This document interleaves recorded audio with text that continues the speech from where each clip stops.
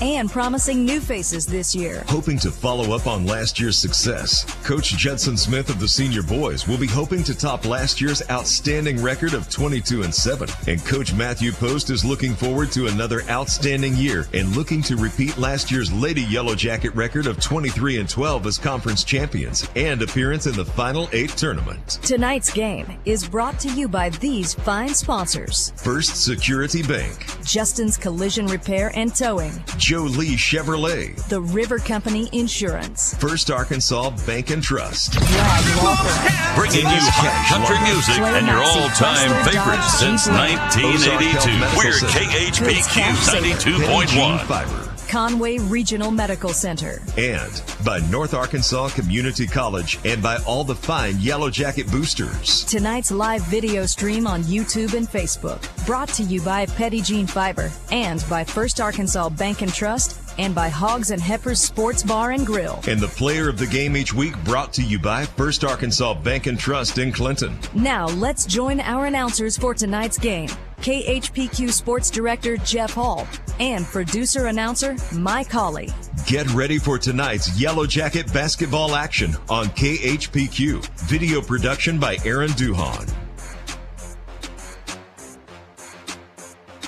And good evening, ladies and gentlemen. Matter of fact, Aaron Duhan, he has the video camera running, and I just saw the post from KHPQ. We are live now, broadcasting in KHPQ YouTube channel and the KHPQ Facebook page. You can watch tonight's contest on the live stream on your mobile tablet, your phone, anywhere you are. Just tune in, check it out, and we are ready to go. I'm Jeff Hall. It's Mike Hawley. Aaron with us again. Kelsey Robinson is down in the studio in downtown Clinton, and the Yellow Jackets are hosting the Quitman Bulldogs. Both teams in black and gold. Quitman making the 30-minute trip or so over. A Class 2A opponent taking on the Yellow Jackets tonight. And looking forward to a big girls game here as they're out warming up on the floor just below us at our broadcast position. Senior boys to follow after this one. So an exciting night. Expect a big crowd in the arena on a cool, wet Tuesday night. Yellow Jacket fans maybe making their way into the arena, as well as folks from Quitman. So should be a good night if you're in the area, not too far out. Just come on in and join us for the evening. I think there is a spaghetti supper fundraiser going on in the hospitality room for us for the after prom party. You know, year after year, that's a big event for those graduating seniors, and able to have some things from that after prom night. And tonight will help go towards that, so you can get you a spaghetti dinner if you haven't eaten yet, and look forward to that. Well, glad you could be with us on 92.1 FM all over North Central Arkansas, on the internet anywhere in the world at www.khpq.com. Just go to your home computer there, your laptop, go to the home page and listen live to the broadcast. Again, on your mobile phones or your devices, download the Hot Country KHPQ app from the Google Play Store for Android products, from the Apple Store for your phone there. If you've got the TuneIn Radio app on your device, just search for KHPQ 92.1 FM. And again, the live stream, KHPQ Sports YouTube, KHPQ Facebook page. We'll be here for the next 3 hours or so for these two games, senior girls and senior boys. We're down to the final 2 weeks of the regular season basketball here in the 2024-2025 basketball season. A couple weeks, we're going to have a regional tournament here at Yellow Jacket Arena, where some of the top teams in Class 4A are going to gather here for a chance to make it to the state tournament in Magnolia. So 2 weeks to go. Everybody wants to tune up and be at their best. We'll look forward to this tonight. Clinton and Quitman. Let's bring in Mike Hawley to get you set for the girls' tip. Yeah, non-conference game, but should be a very interesting game as the number one team in Class 2A this year, the Quitman Lady Bulldogs. They're 26-0 on the year. Their conference is over. They went 14-0, and they're the conference champions. They're 12-0 in true road games this year. Their last game out was Thursday night as they beat Newport at home by a score of 64-19. They have been dominant this year. They've only had 2 conference games that were under 10 points all year long. And sometimes you'll look, especially at a small school with a big record, and you can look at their schedule and they haven't played anybody, but that's not true with Quitman. They have wins over Searcy, Class 5A, Hot Springs, Lakeside, a very good BB team, Pottsville, we always know a lot about them, Ball Knob, one of the top teams in 3A, Batesville, Dardanelle, and last year's 2A state champion, Mount Vernon. They've beaten them 59-19 and 55-32 this year.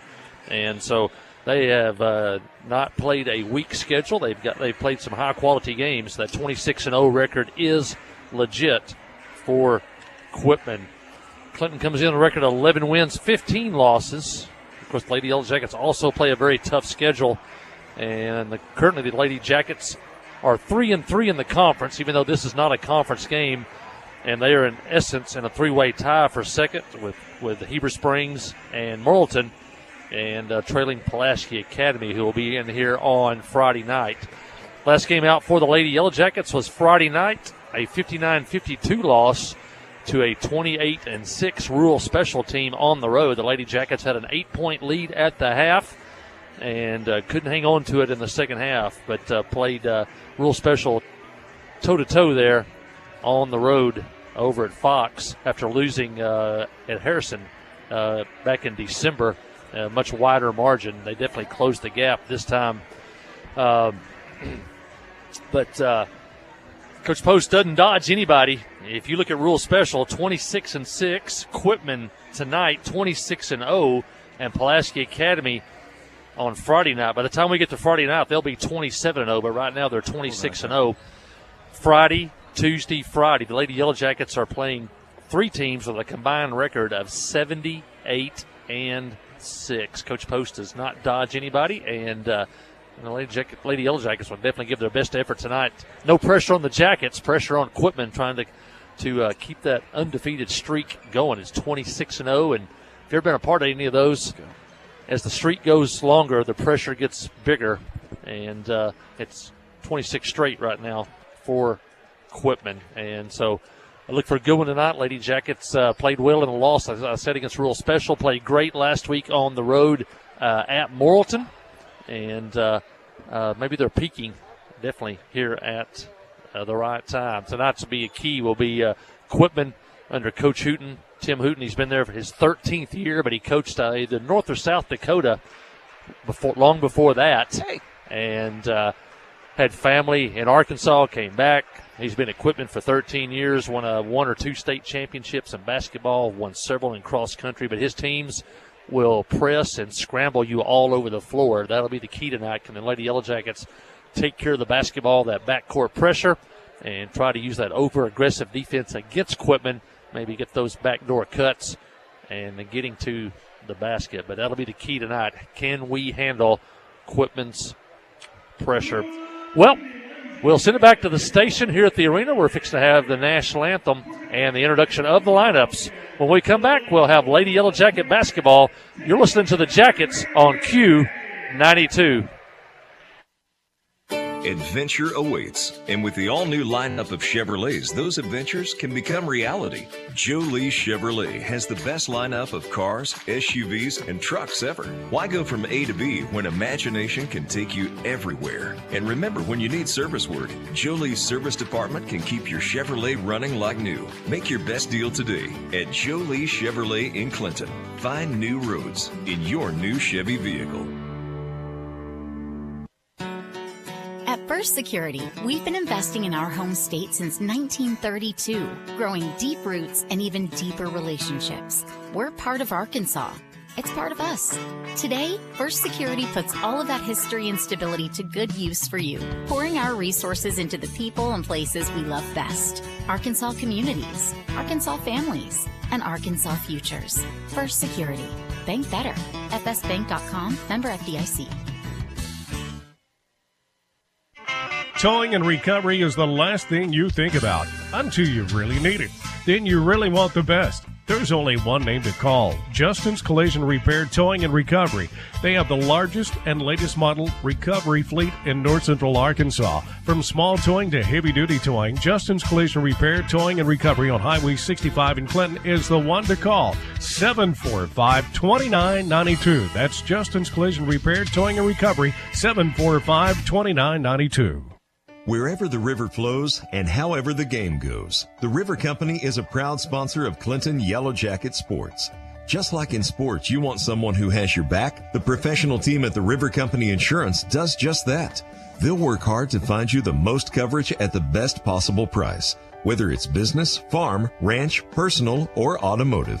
The team at the River Company will get you exactly what you need.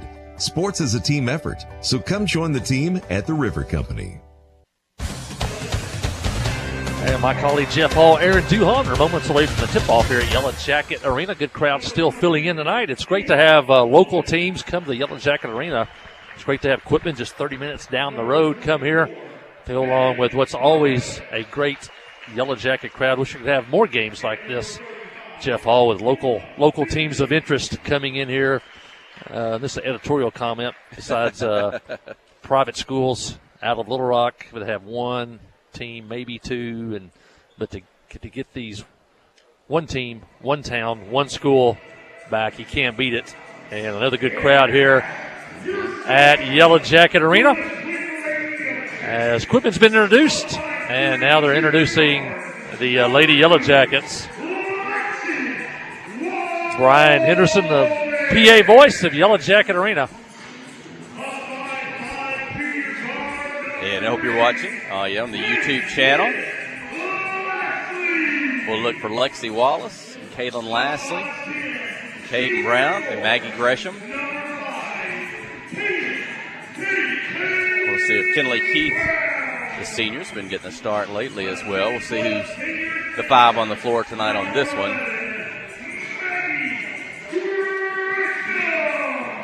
Gresham a senior, Brown a senior. It'll be Olivia Johnson tonight in the 5th spot. She's a junior. Lexi Wallace is a junior. Caitlin Lashley is a junior. So 2 seniors, 3 juniors tonight for Coach Matthew Post and Tammy Hodges-Johnson. Boy, Olivia Johnson's really been coming on as of late. That Morrilton game, she came on, gave us a spark. Had a great game up at Rural Special. And hopefully Olivia can keep it going. She could really be a big boost to this team as it comes down the stretch here toward the regional and state tournament. One injury tonight for Quitman. Paisley Davis, 5'8" player for Quitman, is out tonight. Teams are on the floor. The official, the basketball is in the air, and the tip controlled by the Lady Yellow Jackets. Dressed in white tonight, trimmed in gold. Lexi Wallace set the offense, get it down the floor on the right side. 3-point attempt up by Caden Brown. Won't go, but a long rebound chased down by Kaylin Lashley. As Coach Post says, they almost all look interchangeable. All about the same size, the same quickness. Olivia Johnson with a 3-point attempt. It won't go, but Clinton gets another long rebound. Really surprised to see Quitman in zone defense here, kind of a 2-3 zone.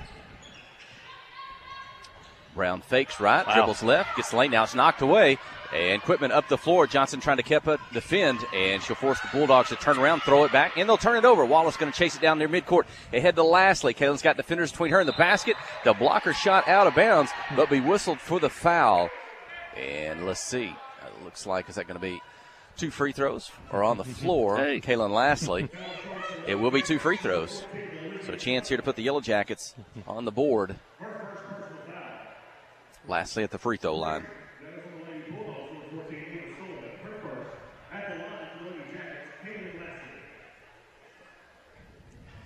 And she'll get the first one to go, the first points of the night. The Lady Yellow Jackets. Again, Quitman dressed in black and I guess maybe a Vegas gold, a little bright gold for the Bulldogs. And both free throws up and in by Lashley. So Clinton, first lead of the ball game, up by 2 here, opening minute of play. Yeah, if you're going to win a game like this against an undefeated opponent, that's one of the keys. You got to hit those free throws. And the Jackets, for most part of the year, have been great at the free throw line. And shot up by Quitman, won't go. Johnson's going to take the rebound off the bounce. And Clinton with the lead and the possession. Wallace on the dribble. In the weave. Lashley ducks in. Now she'll kick it back out to Johnson. Olivia's 3-pointer off the rim, won't go. Gresham tries to tip it out, but it's recovered by the Bulldogs, and they'll get it across midcourt. On the left side, Clinton in his zone defense. Kind of a straight 2-1-2. 3-point attempt, top of the key, won't go. Rebound, Kaylin Lashley. Long pass ahead to Johnson. Behind the 3-point line on the dribble. A little bit of hesitation. Now picks it up. Gresham looks inside and wanting to post. Can't get it to her. Ball's knocked loose. It's on the floor, and good save by Kaylin Lashley. Ahead to Gresham, under the basket, fakes 2, behind the basket, forced to toss it back out. Wow. And it's going to end up, it's going to bounce out of bounds in the turnover, but fantastic effort by the Lady Yellow Jackets. They're getting every loose ball, and And Maggie had her arm grabbed a couple times under the basket. I think that's why that pass was errant. No call by the official.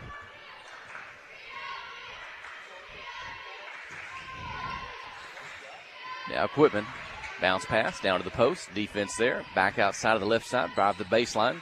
Gets stopped by Caden Brown. She'll knock it away. It's out of bounds. Keep it with the Bulldogs. 2 minutes. They've kept Quitman off the scoreboard. Quitman can't score. They can't press. So far, so good for the Yellow Jacket defense. In a two-front zone. On the drive, pull up outside the lane, off the glass. It won't go. Ball out of bounds. It belongs to the Bulldogs. Still Clinton with a 2-point lead, 5:47 in the opening quarter.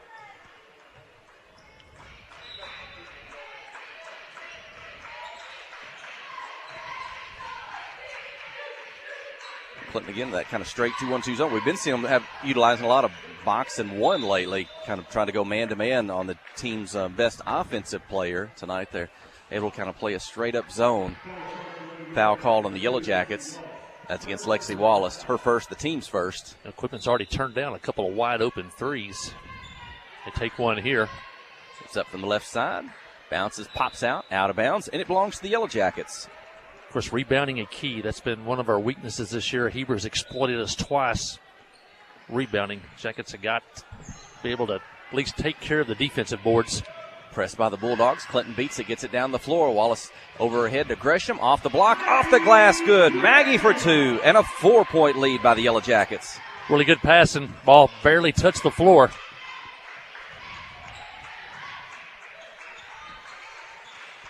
Quitman behind the three-point line, dribble in the lane. The runner up, floats it up, back of the rim, won't go. Rebound, second shot, blocked, foul called. 2 free throws upcoming for the Bulldogs. 5:04 in the first. Offensive rebound. May have forced them to miss the initial shot. Foul goes against Caden Brown. And those 2 free throws at the line. That's Ava Sullivan for the Quitman Bulldogs. Sullivan hit the first. Quitman's on the board. She missed the second one. And Yellow Jackets with rebound. It's Lastly. Caden Brown up the floor, into the corner. Johnson's going to drive the baseline. The runner floats it up with one hand. Won't go. And Quitman takes it out of the air. Cross midcourt on the dribble. Defense back. They'll pull up. Johnson, Wallace at the top. Brown, Gresham on the wings. Well, now Lastly dropped in the middle. Shot up, won't go. Bulldogs the rebound. Thought about a three. Kick it in the corner. There's the three-point shot. It's up. Misses. Rebound Lexi Wallace. Quitman cold from the outside. Not getting many second shot. Rebound opportunities. 4-1 the Yellow Jacket lead. Wallace drives. It's going to bounce. It's a kick by Quitman. So we'll reset Yellow Jacket basketball. Good drive by Lexi. That breaks down the zone defense. If Quitman did not get a foot on that one, Maggie was going to have a layup. Going to inbound from the baseline.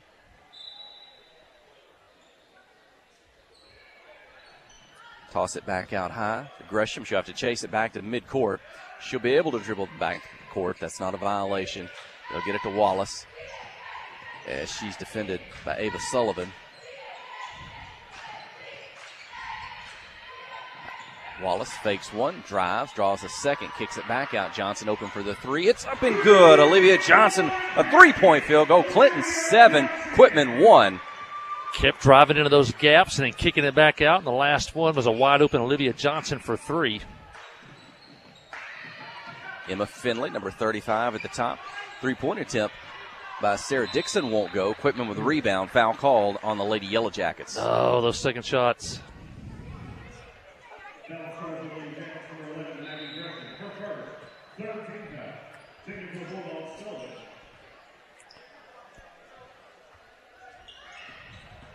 Inbound the ball, drive, put it up the right side, off the glass, good. And the 2-pointer by Lexi Hobbs. 7-3, the Yellow Jacket lead. Man-to-man pressure by the Bulldogs. Wallace on the dribble, left, right, bounce pass across the lane. Maggie forced to take it back out. Lexi back for the three. It's in her hands. It's up and good. Lexi Wallace for a three. The team's second, the 4th player to score. Well, everything's going right for the most part for Coach Matthew Post offensively here early. 10-3, the Lady Yellow Jacket lead. Maggie Gresham with the foul down on the block as the Bulldogs got it into Kaylin Sullivan, and she'll shoot 2 free throws. Sullivan, quick spin move. Maggie playing behind her, but she dipped that shoulder to the right and swung back to the left. But if you're watching on TV, she did that at the block. That allowed her to go both directions. A lot of times a post player gets below the block, and you can only go one direction. Missed the first one. They're now 1 for 3 at the line. And the second free throw is up. Misses it. Kenna Collins into the ballgame. She gets the rebound. That was the second personal foul on Maggie Gresham. So she goes to the bench. Collins, the junior, in for the Yellow Jackets. 10-3 the lead. 2:54 in the opening quarter. Johnson fakes left, right, gets to the lane, slides, puts it up. The runner won't go off the back of the rim. Bounces high. Quitman going to travel, kind of take it into the floor as Kaylin Sullivan, and it's going to go right back to the Lady Yellow Jackets. Good hustle by Kenna Collins, fighting for the rebound. Kept it alive long enough for Quitman to stumble and walk with it. And the Jackets will have it on the sideline. Quitman pretty liberal with the substitution so far. Coach Hooten doesn't bother him to keep players coming in and out. Wallace picks up her dribble, high on the floor, needs help, and she's going to toss that one a little high. It's going to sail out of bounds on her. Turnover. Bulldogs, Clinton 10, Quitman 3. Little one front zone that time with some pressure for the first time by Quitman.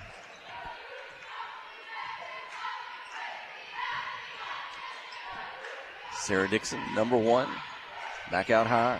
Madeline Varvel, shot up, won't go, out of bounds. Last touch by Wallace and the Jackets. Sullivan was there.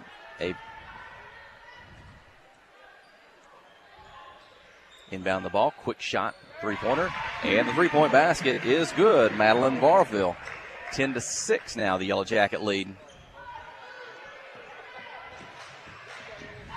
Johnson and Wallace, cross midcourt. Lexi keeps her dribble, sets the offense. He's going to weave, dribble, duck in when they can, toss it back out behind the three-point line. That's what they do there. And Kaylin Lastly hits the three-pointer, her first of the game. The team's third. It's 13-6. Look inside, not there. A double team kind of dropped down on Sullivan. Dixon just outside the free throw line. Shot up, won't go, bounces around. Rebound. Sullivan gets it back to a teammate. And good defense by the Yellow Jackets. Nothing easy for the Bulldogs. Shot inside, didn't go anywhere, out of bounds, and we'll keep it with Quitman. 1:26 in the first, 13-6, the Lady Yellow Jackets lead.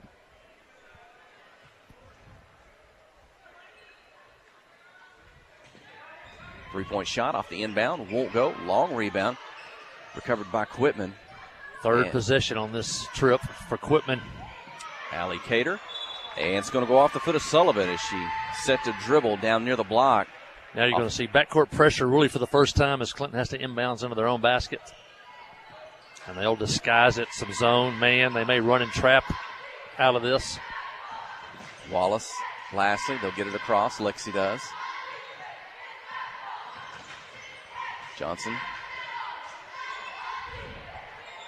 With left-hand dribble, back to Collins. They leave her alone at the top. She hits a three. Kenna Collins, her second. The team's fourth. It's 16-6. You got that as her first. That's right. I missed. Kaylin Lastly had one. Yep.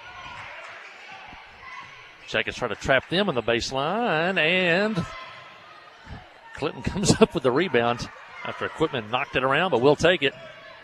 Here we go on the run. Lastly's going to slide in the lane, try to split two defenders. Contact, and I think the foul is going to be whistled on Kaylin Sullivan for the Bulldogs. And that should earn Lastly 2 free throws. And you know, that time the Yellow Jackets got a clean rebound, then were able to clear it out and run a little bit. But when you're always either giving up the rebound or at least having to fight to get it, you can't really start any type of fast break. It is non-shooting, so they'll inbound the basketball from the baseline. They get it in. Johnson for 3 from the right side. In and out, won't go. Tipped up in the air and controlled by Emma Finley and the Bulldogs. Pass ahead, cross midcourt, kick it into the corner. Varvel with a shot. It won't go. She's going to follow, get her own rebound, put it up. Basket won't go, but she's fouled. And Madeline Varvel will go to the free throw line. Quitman has 6 points here in the first quarter. 4 of those 6 have come on the second or third shot. Now it's 5 of 7. Let me see.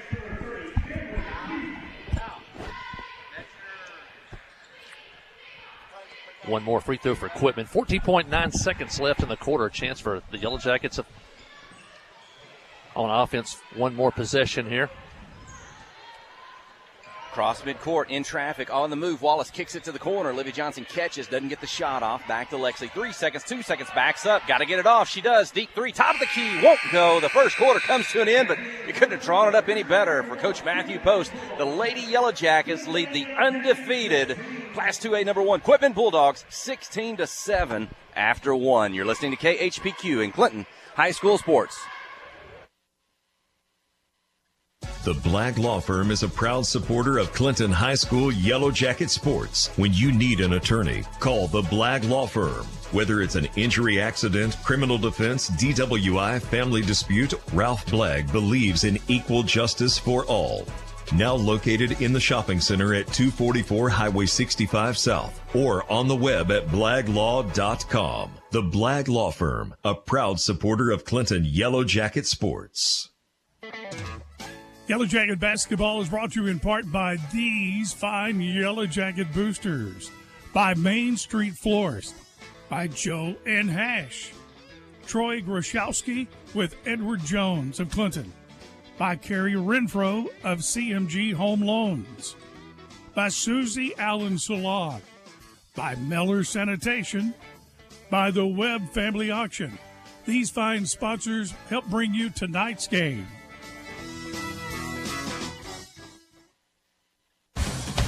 Well, Jeff Hall said it best. You couldn't have drawn up a better first quarter for the Lady Jackets. They lead Quitman 16-7 as 5 different Yellow Jackets scored in that first quarter, and they went 2 for 2 at the line.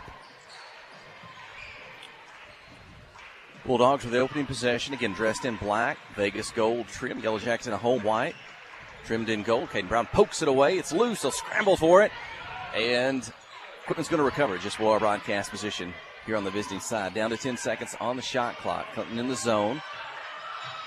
They'll toss it down. Jumper from the baseline. Up and in. Good. 2 points for Ava Sullivan. Her third. 16-9, the Yellow Jacket lead. Again, man pressure in the backcourt. Lexi Wallace puts it behind her back. She gets it across. Man-to-man defense now from Quitman. They switched out of the zone. Caden Brown thought about a three. Fake right, drive left, kick it to the corner. She gets it back. She's open for a three. This one won't go. Offside rebound, flying in. Lastly, misses. Quitman with a rebound. Going to push it down the floor. Defenders back, though. Can't get a shot off. Still 16-9. Allie Carter, number 11. Toss it down low.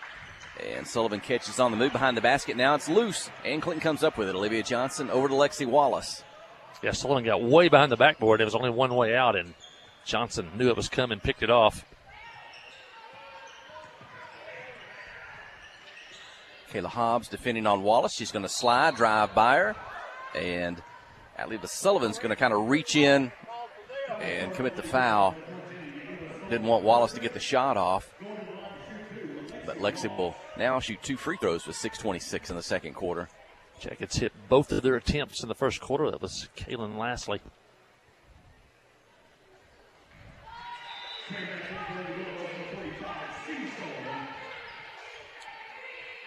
.626.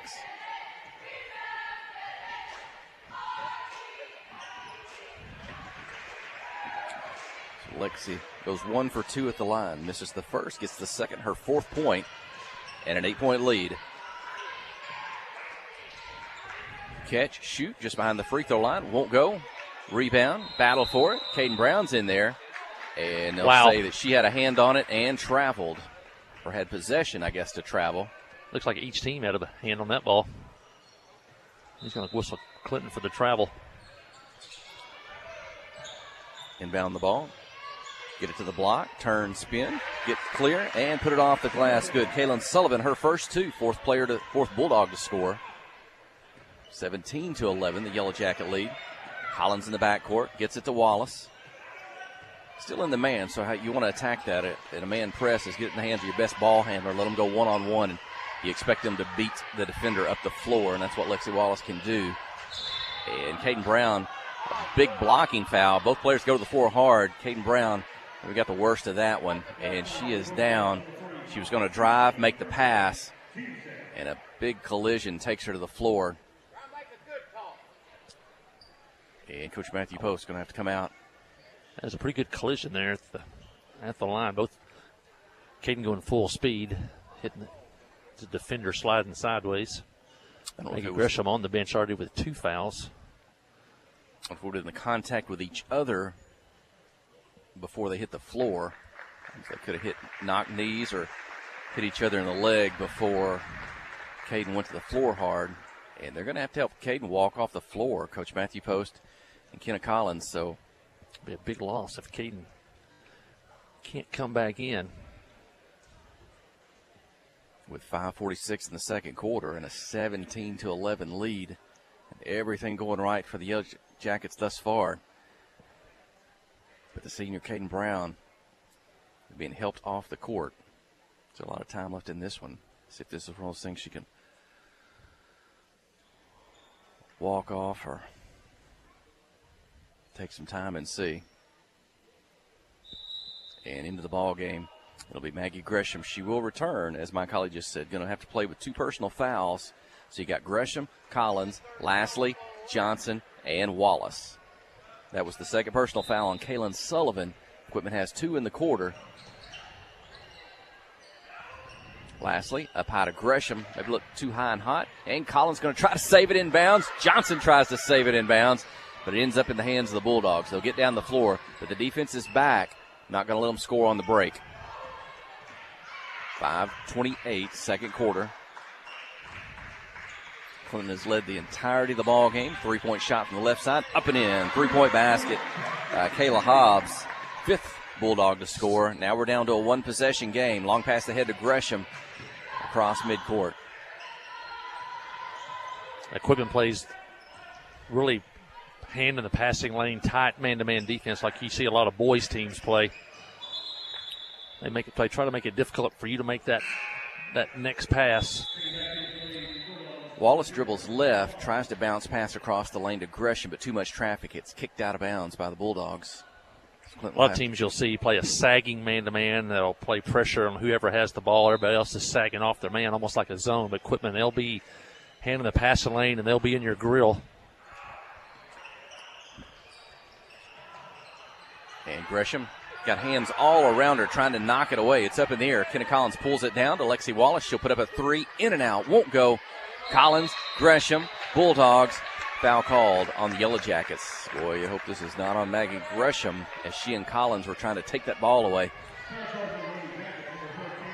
And that will go against Kayla Collins, her first, so Gresham remains with 2.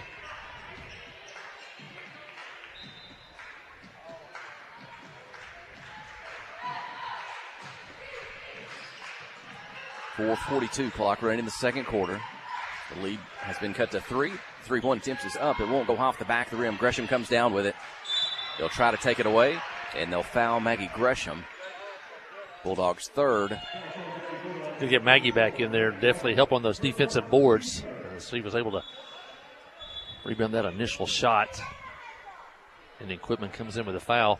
4:34 left. Equipment 2 fouls away from putting Clinton in the bonus. Against a man press, so you just let Lexi Wallace bring it up the floor. Clinton only 1 point here in the second quarter after Equipment's gone man-to-man. Gresham catches, turns, squares, shoots. We call that, I guess, the mid-range jumper. It was about a 14-footer for Maggie Gresham. She's got 4. 19-14 is the lead. Pull up 3, off the dribble by Equipment. Won't touch anything. It goes out of bounds and belongs to the Yellow Jackets.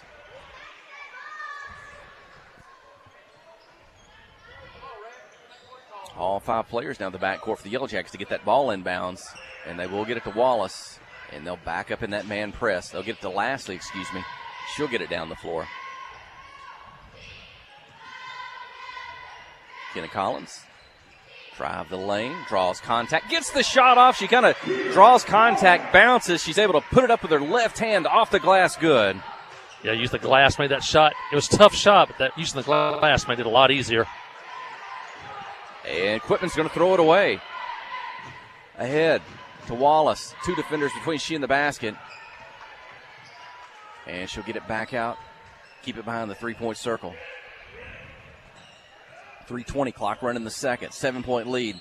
Yellow Jackets with the ball. Collins drives. Good drop off. Gresham, and Maggie scores. The assist, the score, 23-14. Great drop off, great pass. Good hands by Maggie Gresham. You usually don't want to throw post players bounce passes, but she made a great catch on that one and scored. Quitman answers. They bounce Looked pass like a walk inside there, of no the call. block to Sullivan. Her shot won't go. Rebound tied up. Gresham. Oh, my goodness. The official just changed the game right there as he called Maggie Gresham for her 3rd foul instead of a jump ball. One official signaled jump ball. 2:59 in the second quarter. That really changes things. As Maggie will have to. We got 3 minutes left in the second quarter. 3-point attempt by Quitman. Won't go. High for the rebound. That's Sullivan inside. She gets it, tosses it back out. We talked about Maggie. If you remember that Heber Springs ball game, I think she had to play much of the third quarter and the fourth with 4 personal fouls. Shot won't go. Clinton with a rebound. Lastly and Wallace in the backcourt. And they'll try to take it away from Kaylin Lastly. And the foul called on the Bulldogs as that's Madeline Varvel whistled for the foul. Some of you folks might know Colin Amy Blanton. That's Amy Varvel. She said that's one of her cousins playing on the floor. They're sitting just to our left here at our broadcast position. 2 minutes, 30 seconds. Wallace, Collins, Gresham, Johnson, Lastly. They'll knock it away. It's loose on the floor. Kenna dives in. She saves it. She gets it to Kaylin Lastly. She'll drive, put it up, draw contact. No foul there. Officials say ball got loose, blocked, comes down the floor. Bulldogs put it off the glass. Good. 2 points for Allie Cater. And Coach Matthew Post will take a timeout. Comes with 2:10 remaining in the second quarter.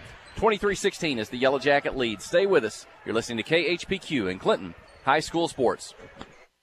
Friday night at the stadium is not the time to worry about your finances. Let First Arkansas Bank and Trust ease your mind with their mobile banking capabilities. You can check your balance, transfer funds between accounts, and even find the nearest ATM for dinner after a road game. The free mobile app is available on the iTunes Store and Android Market. You can cheer loud and proud for the Yellow Jackets because First Arkansas Bank and Trust has you covered. See a branch for more details. Equal Housing Lender, member FDIC.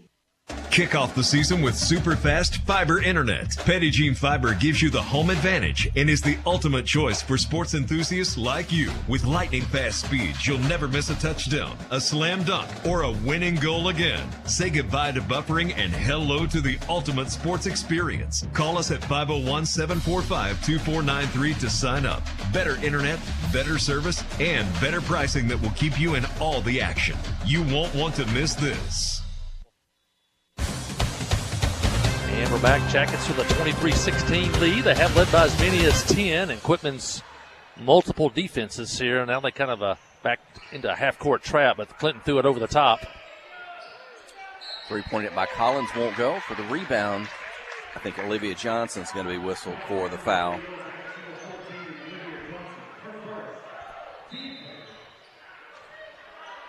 Caden Brown left the game with a lower body injury. Maggie Gresham on the court with 3 fouls.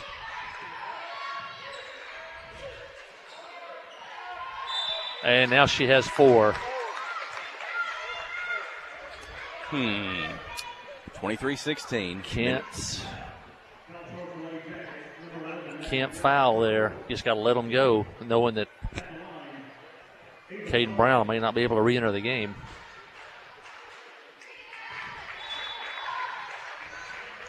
Sullivan hits the first. And Cameron Keith into the ball game, the senior for the first time tonight. And both free throws by Ava Sullivan. She's got 5 points to lead the Bulldogs, 23-18. And Wallace, cross midcourt, forces a switch Tries to pass, knocked up in the air. Quitman comes down with it. Long pass hit. Collins takes it away. She's got a defender, and that's going to be Sullivan. It's going to bump. I don't know if she meant to or not, but she's going to take Kenneth Collins to the floor. Sullivan whistled for the foul. That's her third personal foul, and it looks like maybe she's going to leave the ball game with 1:30 seconds. And more importantly, the Yellow Jackets will walk 94 feet, and Kenneth Collins will shoot 2 free throws. That's team foul number 5 on the Lady Bulldogs. Jackets 3 for 4 at the line tonight.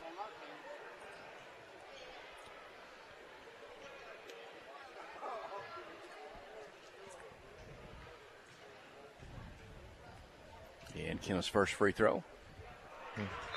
In and out, won't go. She's got 5 points on the night.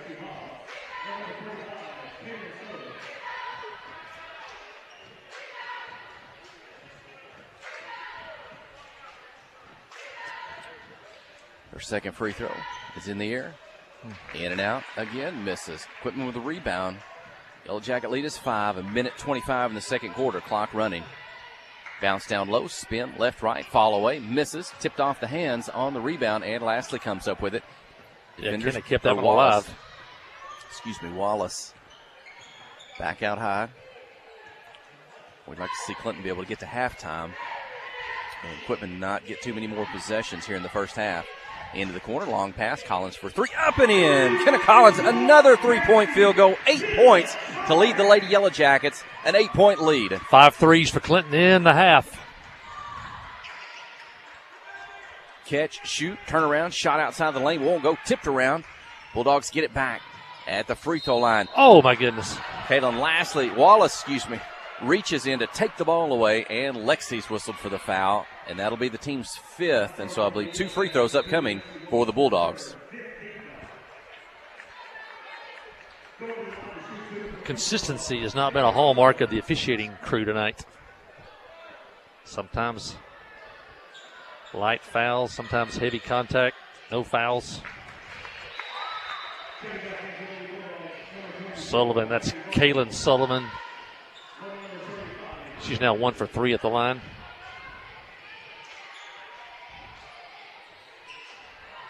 Gets the first, but rebound. Misses the second.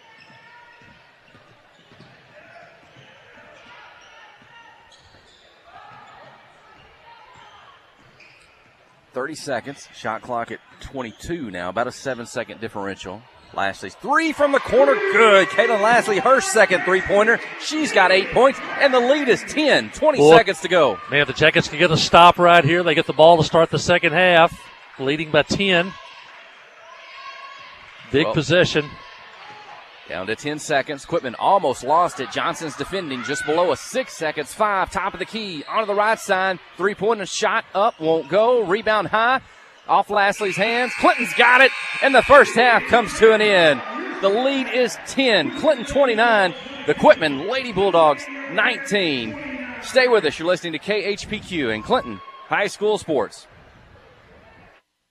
FL Davis Cash Lumber, your Ace Hardware store, is a proud sponsor of Clinton Yellow Jacket Sports. FL Davis Cash Lumber can help with your electrical, plumbing, paint, tools, hardware, and flooring needs. They're a full-service hardware store and lumber yard. FL Davis can provide you with everything you need for your residential or commercial projects. The knowledgeable staff is always on hand to answer your questions. Visit FL Davis Cash Lumber, your Ace Hardware store. Same place, now Ace.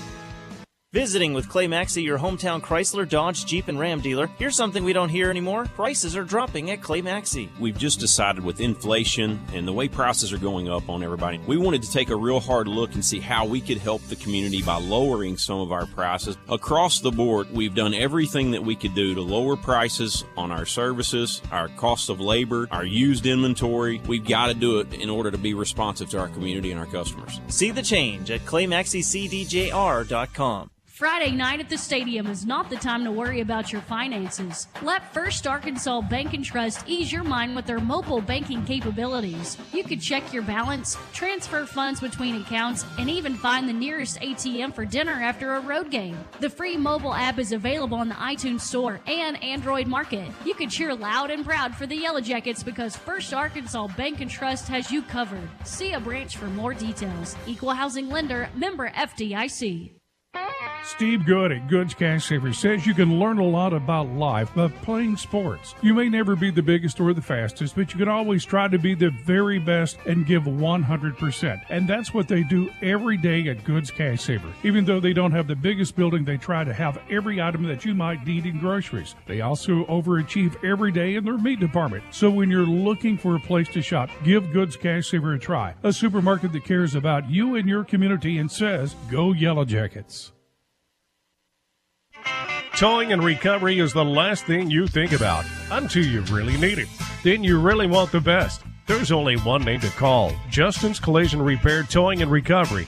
They have the largest and latest model recovery fleet in North Central Arkansas. From small towing to heavy-duty towing, Justin's Collision Repair Towing and Recovery on Highway 65 in Clinton is the one to call, 745-2992. That's Justin's Collision Repair Towing and Recovery, 745-2992.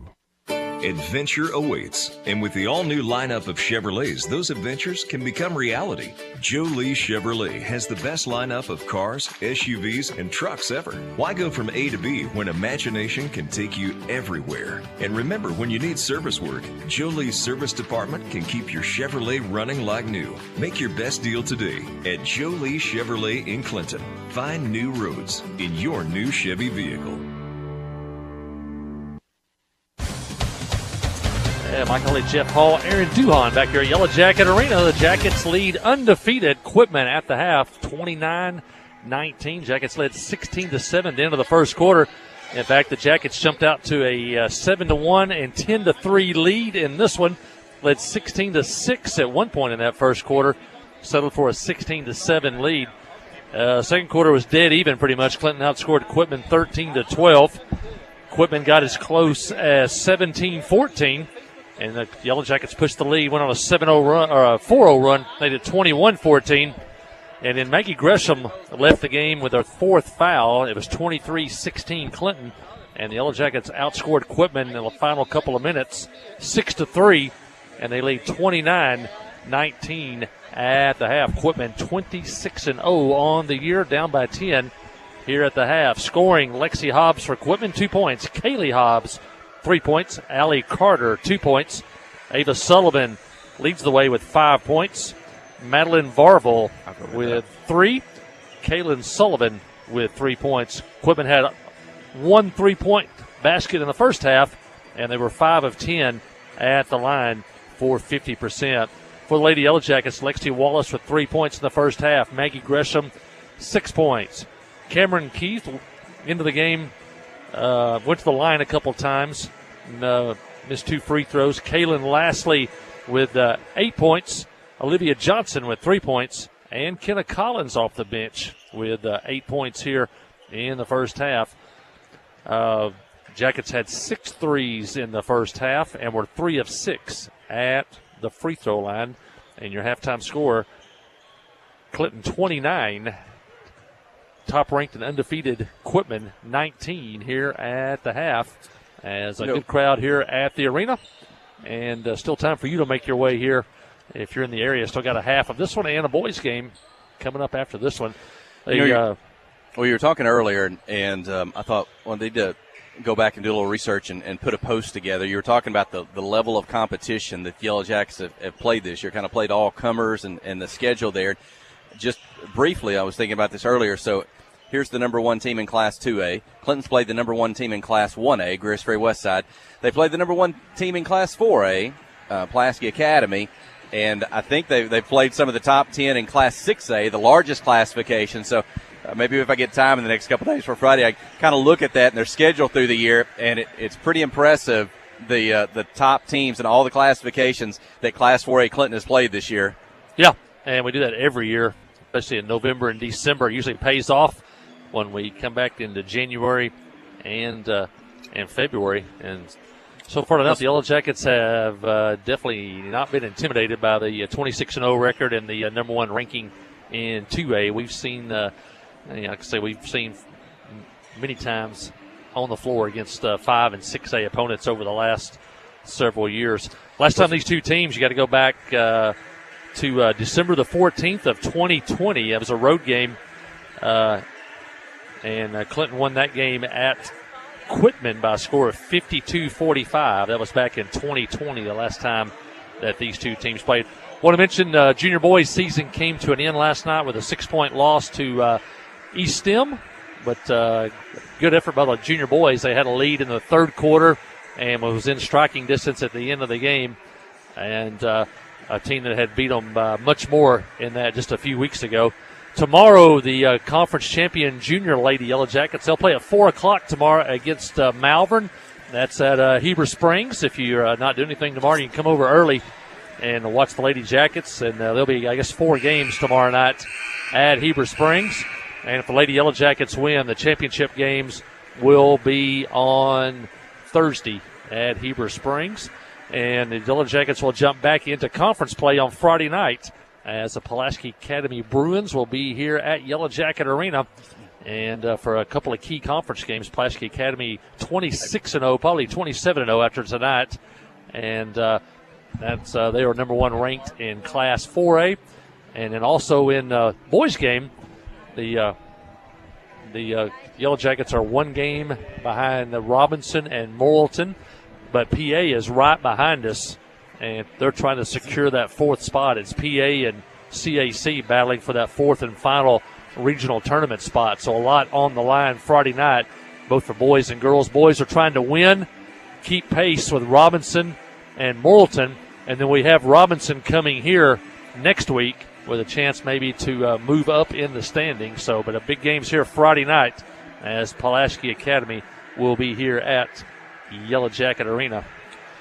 Well, we could maybe take one more break, and I think when we're ready, we'll resume here for the second half, the Lady Yellow Jackets and the Quitman Bulldogs. Stay with us. You're listening to KHPQ in Clinton High School Sports. First Security has been putting our home state first since 1932, helping fellow Arkansans and their families buy homes, grow businesses, and build futures. Today, First Security is still committed to helping you bank better, providing local solutions and local support in the places we love too. It's community banking with people you know and people you know you can count on. First Security. Bank better. fsbank.com.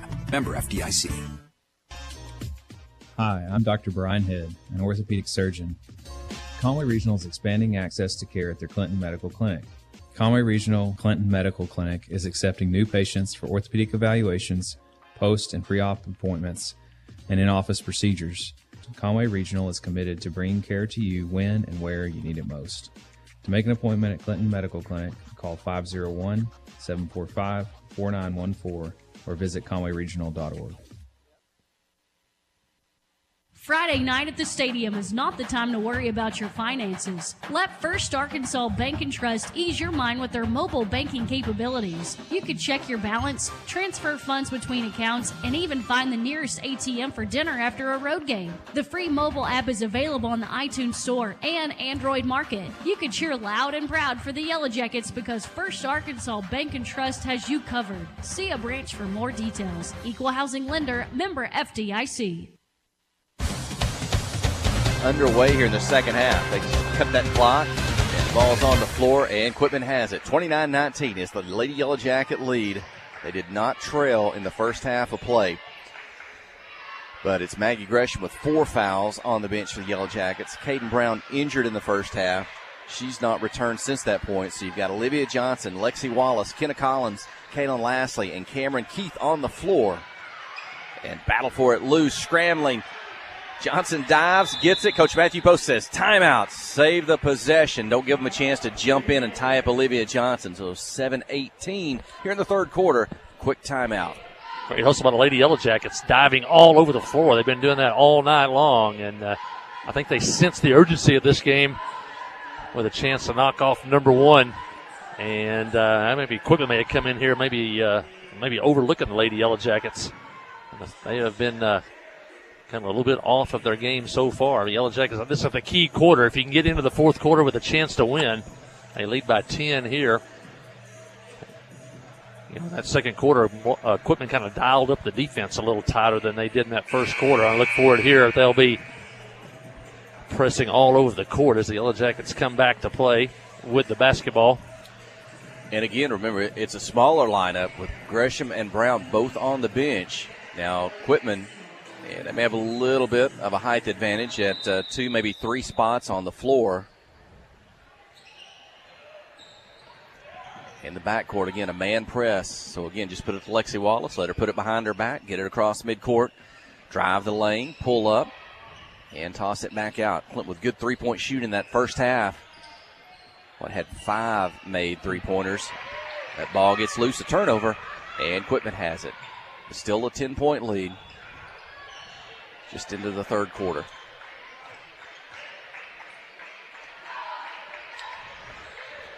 It's not allowed many easy shots for Quitman. They'll bounce past the block, but there's 2 defenders. And force the Bulldogs to toss it back out. Put up the 3. It won't go. Bounces around, hits the floor. Quitman gets it back with a new shot clock. The bounce pass. They want to dribble. Collins with a stop. Coming down the block. That's Varvel with 2. She's got 5 total. 29-21. And a steal on the press. And the 2-pointer up and in by Kaylee Hobbs. She has 5. And a quick 4 by Quitman. The lead down to 6 and almost threw it away against the press. But they do get it to Cameron Keith at the free throw line. And back to Wallace. That lane's kind of open. Collins is going to pull up 2. Short, won't go off the rim, hits the floor. And Quitman's got it. A 4-0 run and the ball. The lead cut to 6. 5:52 here in the third quarter.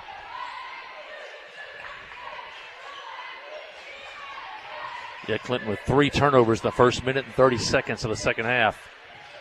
Didn't have many in the first half. And that time they try to bounce pass, but Leslie steps in the way, intercepts it, pass ahead to Wallace. 1 defender, 2 defenders knocked out of bounds. But the ball will remain with the Yellow Jackets. So, Hayden Leslie, almost like a football player, anticipating that bounce pass, and she got in the passing lane and got that one away. And you think Quitman, if they get a chance, maybe they want to try to use that height advantage with Brown and Gresham out. They're going to get to the block. That ball went out of bounds on the right side of the backboard. The officials throwing it in on the left side. That may not matter, but not the correct spot. Johnson up high to Collins, carries her back to the middle of the floor before she can get it to Wallace. And she's going to get to the lane, but her shot's blocked. Quitman takes it out of the air. Hobbs with it down the floor. 2 defenders, 1 in front, 1 behind. Johnson with the strip out of bounds. Good job. Saved the fast break basket with 5:19 in the third. Clinton 29, Quitman 23. Gresham re-enters 5:19 to go in the third quarter with 4 fouls. So Quitman, 4-point advantage thus far here in the third with Gresham out. Wallace blocks it in the air, comes down with it, up the floor, 2 in front of her, 1 behind her. She'll toss it to the trailer. It's Gresham from the free throw line, and Maggie quickly in with 2 more points. She's got 8, 31-23. We just got to keep Maggie in the ball game. She's having a good offensive night. That's 8 points. 3 players with 8 points for the Yellow Jackets. And this 8-point lead. Foul on Kenna Collins, her second personal, the team's first here in the third quarter.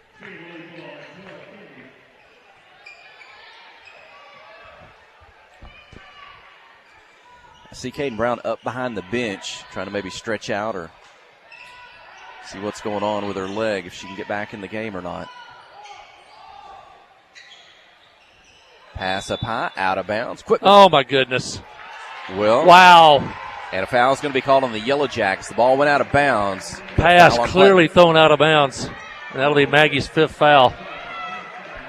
Unbelievable. I don't say much on the air about the officials because I have been one in the past. But you're watching at home. You saw exactly what we saw. We have to go back on the KHPQ. She came in at the 5:19 mark. She fouls out at the 4:45 mark. That pass was clearly thrown out of bounds, not even close to the offensive player.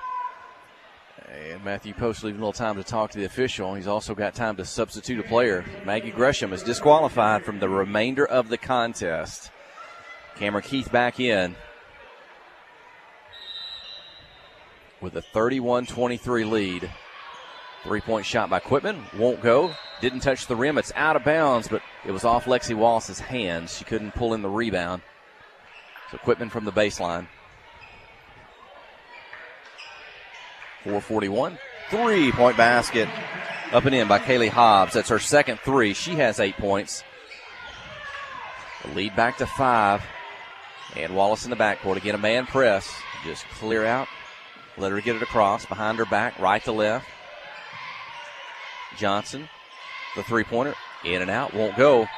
Rebound Quitman. And then lastly with a little bit of a bump. Enough contact to send Kaylin Sullivan to the floor. The foul on Kaylin Lastly.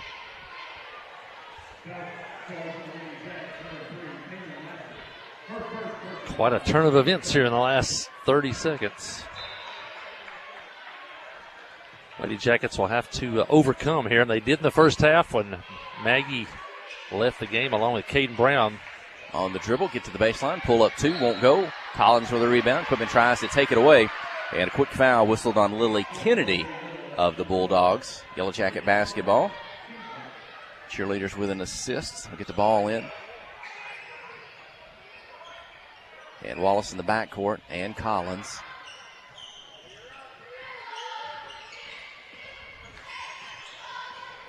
And Kenna, right hand, left hand, hands off to Wallace, beats her defender. Wants to kick it out for the three, but it's picked off by Quitman. Bounce pass ahead. Lastly trying to catch up. Lastly with the foul. 2 free throws upcoming for Quitman. Good foul by Lastly. Stop the layup. Make the shooter hit him at the line.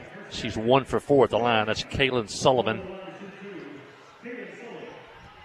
3:49 in the third. Can you get into the fourth quarter with a chance to win? That's the strategy now. And the first one up into a Kaylin Sullivan. Well, Quitman cut it to 3 in the second quarter. Clinton pushed it out to a 10-point halftime lead. They've got it down to 4. Sullivan's free throw misses, but Quitman gets the rebound. 3:48 in the third. Pass inside, knocked away by Collins, out of bounds. Keep it with Quitman. And here comes Caden Brown. Back into the ball game. Left with that injury in the second quarter. Well, they stopped the clock. She got up at the scores. And Coach Matthew Post, hang on. I'm going to keep in her seat. Not going to come back yet. 3-point shot up, won't go. Tip. Bulldogs got it inside. Shot blocked. They get the rebound. The putback up and in. That by Kaylin Sullivan. And that height advantage now for Quitman. Making a difference. Getting those second chance points off the rebound. 31-29. Picked off on the press. 2-on-1. Wallace defending. Shot off the glass. Good by Sarah Dixon. Ties it. Coach Matthew Post going to have to take a timeout. It's 3:18 in the third quarter. 31 all. Jackets and Bulldogs. Stay with us. You're listening to KHPQ in Clinton High School Sports. Hi, this is Brandon from North Arkansas College. Is going to college a goal of yours in 2025? Let us help you accomplish that goal. At North Ark, we have students of all ages from all walks of life, from high school students taking concurrent credit courses to parents returning to school to learn a new skill. NAC can help. To learn more, visit northark.edu/welcome2025 or text our recruiters at 870-621-2941. And remember, at North Ark, we believe in you. Wherever the river flows and however the game goes, the River Company is a proud sponsor of Clinton Yellow Jacket Sports. Just like in sports, you want someone who has your back. The professional team at the River Company Insurance does just that. They'll work hard to find you the most coverage at the best possible price, whether it's business, farm, ranch, personal, or automotive. The team at the River Company will get you exactly what you need. Sports is a team effort, so come join the team at the River Company.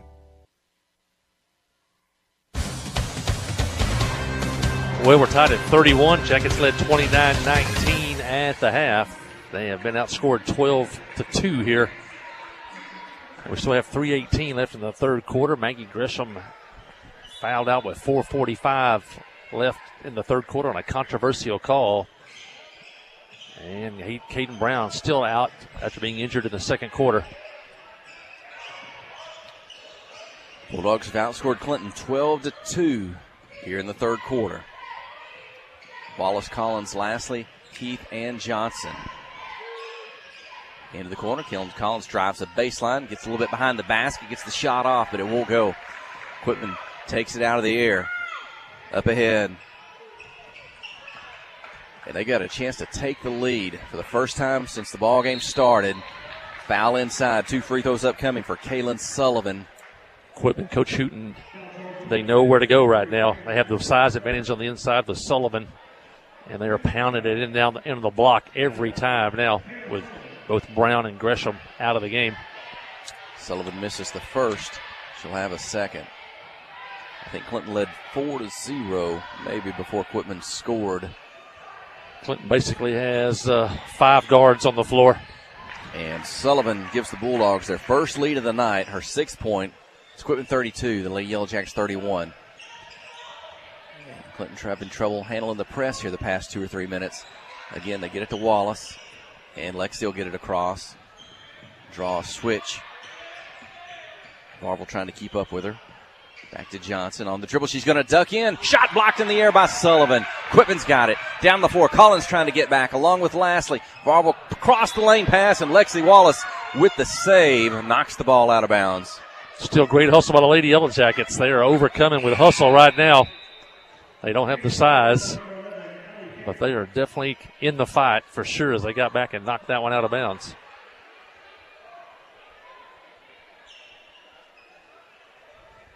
Stops the clock with 2:23 in the third quarter. Bulldogs with the ball and the 1-point lead. Quick pass, quick shot, up, won't go. Collins takes it off the bounce, off the floor. And now Kenna behind her back, right to left. Single defender. She'll get it up, and she'll get it across midcourt. Good ball handling. Jackets need to use some clock, and they need to score.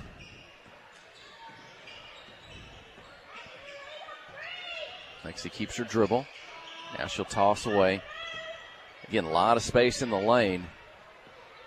Someone can duck in there. And Johnson's pass picked off. Up ahead, 2 defenders back. On the dribble, left side. Johnson reaches in to strip it away low. Instead, she's whistled for a foul that will send Lily Kennedy to the free throw line. 2 free throws, 1:45 to go in the third. Bad combo here in the third. 6 turnovers to the Lady Yellow Jackets, and Maggie Gresham fouling out. 5+ now on the Lady Yellow Jackets. Will be 2 free throws anytime there's a foul for this final minute, 45 seconds. Kennedy gets the first free throw. It's her first points of the night. I've got her as the 8th Bulldog to score in the ball game, and she gets the second. 34-31, a 3-point lead. Keith, Lastly, long pass picked off. Sullivan's got it down the floor. Wallace back. Sullivan pulls up for the 2 just across the free throw line. Won't go. She's going to chase down her own rebound and pass inside in the lane. Shot misses. Wallace with it off the bounce. Lexi turns. Going to push it up the floor, keep it herself. A couple of defenders. That'll be Kaylee Hobbs on Lexi Wallace. She'll get it to Johnson. She beats one defender. She'll try to bounce pass. And Lastly, thankfully, will end up with it. And now a blocking foul called on Lily Kennedy. Boy, so many Clinton's passes either off the bounce or through the air. They're trying to get it, and it's being picked off in the passing lane by Quitman. They play passing lane defense. If you're one pass away, that defender is going to have a hand in that passing lane, trying to prevent you to throw it directly to the next shortest pass. They'll get it in high to Wallace. She'll drive the lane, slide. I think that maybe she was trying to pass away. It's knocked away. Quitman comes up with it. 1 minute to play in the third quarter. They have a 3-point lead. Down to the baseline and back out high. Thought about a 3. Didn't pick up the pivot foot. Now it's a 2-point attempt from the baseline. Good 2-pointer by Sarah Dixon. Her 4th point. 36-31. Biggest lead for Quitman for Desperately the night. need a basket. Can't get too far behind. We're limited offensively right now. Only 2 points thus far in the third quarter. Johnson's with her 3 is up. Olivia Johnson, her second 3, 6 points. Back within 2. 25 seconds. Shot Needed clock that one off. desperately. Now need a defensive stop. Shot clock is off, and let's see if Quitman will utilize the time. And they're going to double dribble. They're going to turn it over. Clinton's going to have it with 15 seconds and a chance to tie or take the lead. One shot here. One shot. Take that final 15 seconds off. Don't let Quitman have another chance. In the backcourt to Wallace. Keep it in her hands. She can run the clock. Maybe even the final shot. She's on the dribble, and they're going to call an illegal screen on Cameron Keith. Trying to screen for Lexi Wallace. 7.5 seconds. 8 turnovers in the quarter for Clinton. Inbound the ball across midcourt. 5 seconds. Quitman behind the three-point line. Varvel with a shot. It won't go. Rebound in the air. Knocked away by Wallace. And the third quarter comes to an end. Quitman takes their first lead of the night. It'll be 36-34, fourth and final quarter when we return. You're listening to KHPQ and Clinton High School Sports. Adventure awaits, and with the all-new lineup of Chevrolets, those adventures can become reality. Joe Lee Chevrolet has the best lineup of cars, SUVs, and trucks ever. Why go from A to B when imagination can take you everywhere? And remember, when you need service work, Joe Lee's service department can keep your Chevrolet running like new. Make your best deal today at Joe Lee Chevrolet in Clinton. Find new roads in your new Chevy vehicle. Wherever the river flows and however the game goes, the River Company is a proud sponsor of Clinton Yellow Jacket Sports. Just like in sports, you want someone who has your back. The professional team at the River Company Insurance does just that. They'll work hard to find you the most coverage at the best possible price, whether it's business, farm, ranch, personal, or automotive. The team at the River Company will get you exactly what you need. Sports is a team effort, so come join the team at the River Company. Well, my colleague Jeff Hall, Aaron Duhon. Well, we're into the final quarter. The Yellow Jackets have a chance to win. They trail for the first time tonight, 36-34. They have led by as many as 10 tonight. But there's a lot of fight in these Lady Yellow Jackets tonight. Maybe they got a little bit of sting left in them before this one's over. They'll pass down low, and Sullivan on her spin to the basket will travel, turn it over to Clinton. Got to take care of the basketball. The Jackets turned it over 8 times in the third quarter as Quitman made their run. The Jackets with Maggie Gresham out and Caden Brown injured. They need to shorten the game by using clock, and they've got to score. Wallace against the press. Varvel defending. And across midcourt. Going to set up high. Maybe a screen, maybe 2 screens by Lashley and Collins. Now she'll pick it up. Keith on the senior. She likes to drive with her left hand. Collins with a three-point shot just short off the rim, but the rebound, the follow, the putback by Kaylin Lashley. 2 points. Hey, the Jackets got an offensive rebound this time and scored. 10th point by Kaylin Lashley. She leads the Lady Yellow Jackets in the ball game. Tied at 36, 7:10 to go.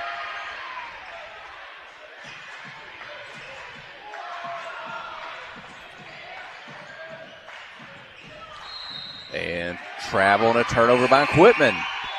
A chance to regain the lead. Substitutions for the Bulldogs, or at least one. Emma Finley coming into the ball game, and Sarah Dixon out. Tied at 36.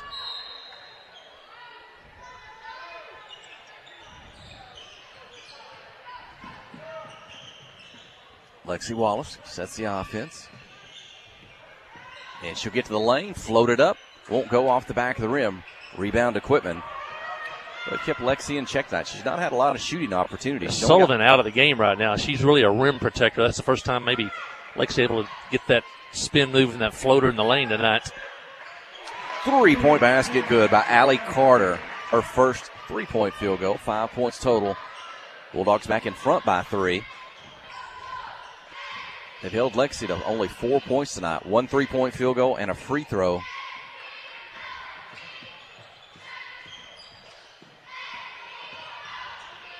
And she'll step back 3, top of the key. Good. Her second 3, right on time. Lexi Wallace tied at 39. Second for Lexi, 8 in the game for Clinton.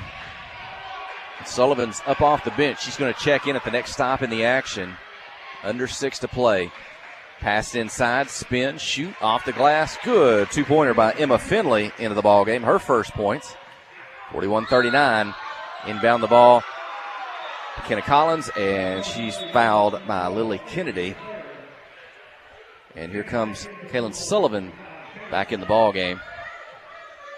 Yeah, Quitman much bigger now with Sullivan, Ava Sullivan, and Kaylin Sullivan both in the game at the same time, 45 and 14. Those are rim protectors at the back, stopping the Yellow Jacket drives. Keith drives deep. Collins in the lane. Couple defenders there. Gets the shot off. It won't go. Draws the foul. Boy, Kenna just tried to. Two defenders finally got enough position going to her left to get the shot off. Won't get the bucket, but she's fouled. Two free throws. First free throws of the second half for Clinton. They were 3 of 6 at the line in the first half. Every free throw big now. And she'll miss the first. Clinton 3 for 7 at the line. Sarah Dixon, Kaylee Hobbs return for the Bulldogs. Lily Kennedy and Ava Sullivan out.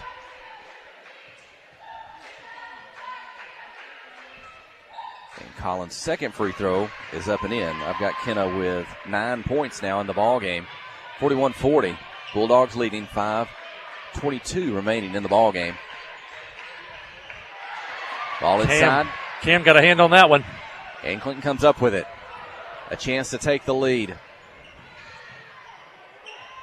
Into the corner, Olivia Johnson, catch and shoot. 3 up and in. Olivia Johnson, her third of the ball game, her 9th point. Clinton back in front, 43-41.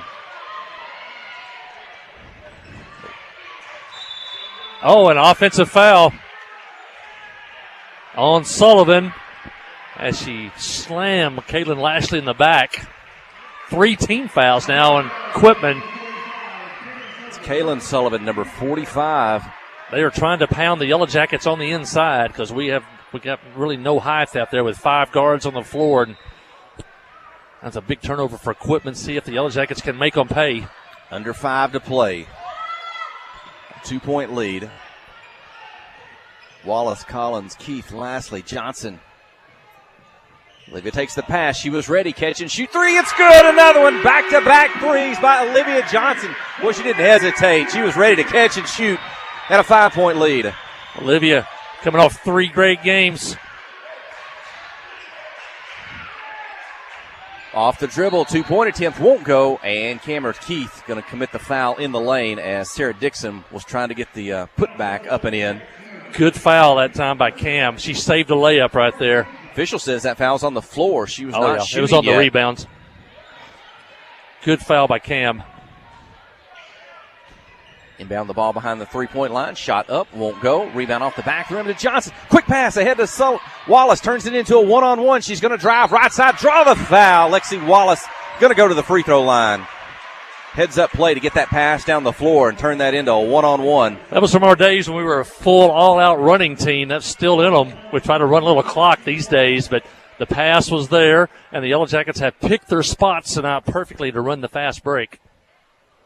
Lexi's going to miss the first. She'll have a second.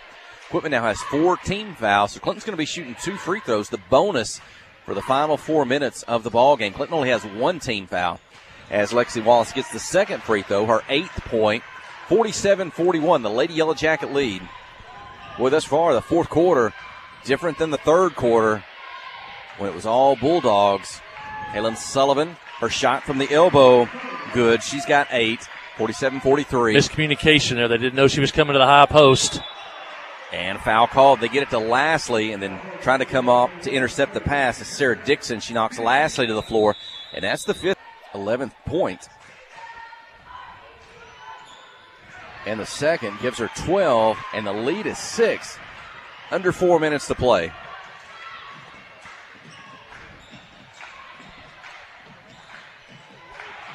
Bulldogs almost threw it away. The Jackets have 4 fouls to give. You could take away a sure layup if you need to. And there's a turnover. They'll try to bounce past inside. Collins and Lashley were there to knock it away. And they'll get it up the floor. Yellow Jackets living dangerous right now. Wallace with it. Defender goes to the floor. Lexi's going to get by a second. Kick it out. Johnson's open for 3. It's up and good. Her 5th. 52-43. That gets the crowd and the bench excited. Timeout. With 3:18 remaining, Clinton on a run. They lead the Lady Bulldogs 52-43. Stay with us. You're listening to KHPQ and Clinton High School Sports. Towing and recovery is the last thing you think about until you really need it. Then you really want the best. There's only one name to call, Justin's Collision Repair, Towing, and Recovery.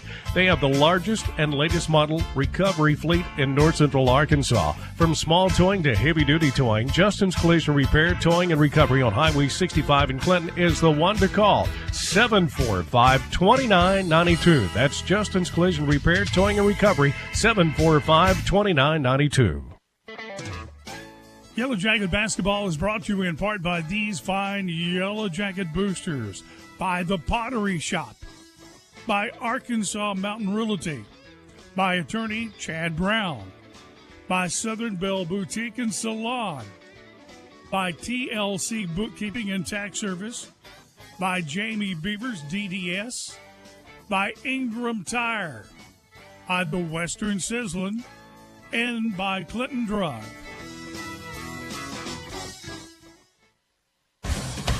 Well, if you're around the state, upset alert is on as Clinton leads by 9 and has the basketball. 3:05 remaining. Got to use clock. Still got to score. We're going to shoot free throws on every foul. Quitman with 5 team fouls here in the fourth quarter. Olivia Johnson on fire. Got 3 3-pointers. And Clinton. My goodness, 3 seconds in the lane. With 2:48 to go. Back to Quitman. With the ball 30 feet from the player that was whistled on. Remember, Maggie Gresham is fouled out of the ball game. Caden Brown is injured and has not returned. 3-point shot by Quitman. Won't go. Try to follow. But with the basketball, Kaylin Lastly, and she'll clear. Up the floor, beats 1 defender. She's going to take to the basket. 2 defenders, contact. She goes to the floor. My goodness. Ball out of bounds. Something has to be called there. Lastly saw the defender. She made her move to get to the basket in the air. Ball comes out of her hands. She bounces off a defender hard to the floor. And it was not a defender in a legal guarding position. Man. But we do have the basketball, and they're going to give us a 35-second shot clock. Coach Matthew Post gets an explanation. And lastly, to inbound from the baseline. Out high to Kenna Collins. Good job by Kenna. It's stripped away from behind. Quitman comes up with it. Keith tries to take it back. And Cameron whistled for the foul. Team second. Got to think about time and situation here. Don't have to force anything to the basket. 2:20 left. Jackets can need another stop here.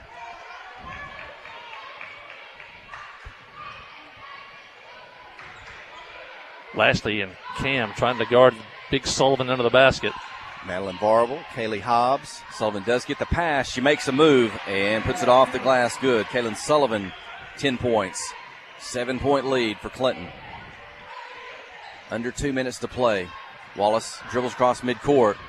Not that aggressive. Double team stepped up, but they didn't get close enough to her to trap her. Quitman seemed really more intense in the third quarter. I don't know if they're getting a little bit tired or not. And Clinton spread the floor they were a little much bit. tighter in the third quarter. They're pulling Collins back, Wallace back, Johnson's in a corner, Lastly's in a corner, Keese on the block, spreading the floor, spin. Wallace is in the lane, the floater's up and good. Lexi's got 10 now, 54-45. That's perfect. Shot clock down to 5, and you score. With only a minute, 20 seconds left, Clinton has a 9-point lead. And shot off the glass, good. Good job by Madeline Varvel. That was a tough shot. Give her the credit there. Take care of the basketball. Jackets in a bonus situation. They get it down the floor. Johnson's alone. Her three's up. This one won't go. Quitman with a rebound. Well, the way Olivia's shooting, you almost can't blame her for shooting an undefended three. Quitman tries to answer with a three. It won't go. Lastly with the rebound. 50 seconds. Keep that ball in your hands, Lexi. Let's run this clock down. Time is important as the points at this point.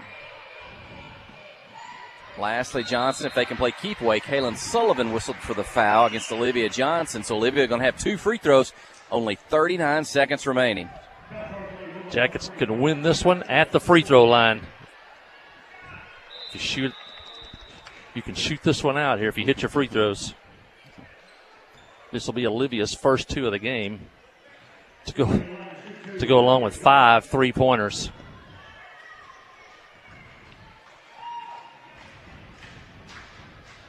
Clinton has 3 players in double figures, another one with 9, another one with 8. Olivia Johnson's free throw gives her 16. Jackets still have 3 fouls to give if need be. She makes the second. It's a 9-point lead. 37 now you want to overguard the 3-point line. You can give up 2, but not 3. There's the pull-up 3. It won't go. Kenna Collins with a rebound. She'll get it to Lastly. Defense drops back. It's just a single defender. They'll reach in, slide under Lastly, cuts her legs out from under. She's fouled. Kaylin's going to the free throw line. Is it too early to say the Lady Yellow Jackets are going to knock off the number 1 Class A Equipment Bulldogs? Jackets 9 of 14 at the line. 1 free throw here makes it a 4-possession game. Jackets up by 9, and Lastly is 4 for 4 at the line tonight.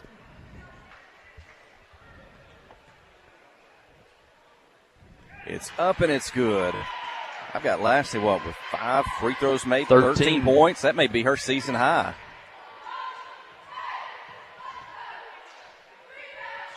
And she gets the second, the junior. It's an 11-point lead, 25 seconds. I think this crowd's about to get excited. 3-point shot by Quitman. Might have been blocked. It's going to go out of bounds. It's going to be the Yellow Jacket basketball with only 14 seconds remaining. You know, we don't see Quitman every night, but they've only made 3 threes this whole game.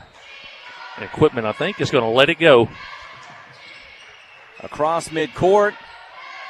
We're down to the final 5 seconds. And that's going to do it. 2-1, the Lady Yellow Jackets. The win tonight here in the arena over the number 1 Class 2A Quitman Lady Bulldogs. 58-47 is your final as the teams will meet, walk across midcourt. We're going to gather at the circle for a post-game prayer. Here comes the cheer squads from both schools, a lot of black and gold, and a victory tonight for the Lady Yellow Jackets. Got to be one of the most memorable wins we've seen in Coach Post's 5 years. He knocks off number 1. He knocks off undefeated, but he played almost the entire second half with only 5 guards on the floor, as both Post players, 1 out with an injury, 1 out with fouls. And the girls who fell behind and could have easily let this one get away, they were down 39-36, fought back and came back to win it by a score of 58-47 as they take down Quitman, and they are undefeated no more. And a huge win. Coming into the week, we had Rural Special, we had Quitman, and we had PA. That was a murderer's row. And the Yellow Jackets shocked the state tonight by beating Quitman 58-47. Stay with us. We'll wrap this one up. You listen to Yellow Jacket basketball on the home of the Yellow Jackets, Q92. Kick off the season with super fast fiber internet. Petit Jean Fiber gives you the home advantage and is the ultimate choice for sports enthusiasts like you. With lightning fast speeds, you'll never miss a touchdown, a slam dunk, or a winning goal again. Say goodbye to buffering and hello to the ultimate sports experience. Call us at 501-745-2493 to sign up. Better internet, better service, and better pricing that will keep you in all the action. You won't want to miss this. The Blagg Law Firm is a proud supporter of Clinton High School Yellow Jacket sports. When you need an attorney, call the Blagg Law Firm. Whether it's an injury accident, criminal defense, DWI, family dispute, Ralph Blagg believes in equal justice for all. Now located in the shopping center at 244 Highway 65 South or on the web at blagglaw.com. The Blagg Law Firm, a proud supporter of Clinton Yellow Jacket sports. Hi, this is Savannah from North Arkansas College. At North Ark, we realize that all students have obstacles to overcome before enrolling in college courses. Whether it be finding money to pay for classes, making accommodations for disabilities, or helping parents pay for expenses such as daycare and fuel, we can help. To learn more, visit northark.edu/welcome2025 or text our recruiters at 870-621-2941. And remember, at North Ark, we believe in you. Visiting with Clay Maxey, your hometown Chrysler, Dodge, Jeep, and Ram dealer. Here's something we don't hear anymore. Prices are dropping at Clay Maxey. We've just decided with inflation and the way prices are going up on everybody, we wanted to take a real hard look and see how we could help the community by lowering some of our prices. Across the board, we've done everything that we could do to lower prices on our services, our costs of labor, our used inventory. We've got to do it in order to be responsive to our community and our customers. See the change at ClayMaxeyCDJR.com. At First Security, we've been investing in our home state since 1932, growing deep roots and even deeper relationships. We're part of Arkansas. It's part of us. Today, First Security puts all of that history and stability to good use for you, pouring our resources into the people and places we love best. Arkansas communities, Arkansas families, and Arkansas futures. First Security. Bank better. FSBank.com, member FDIC.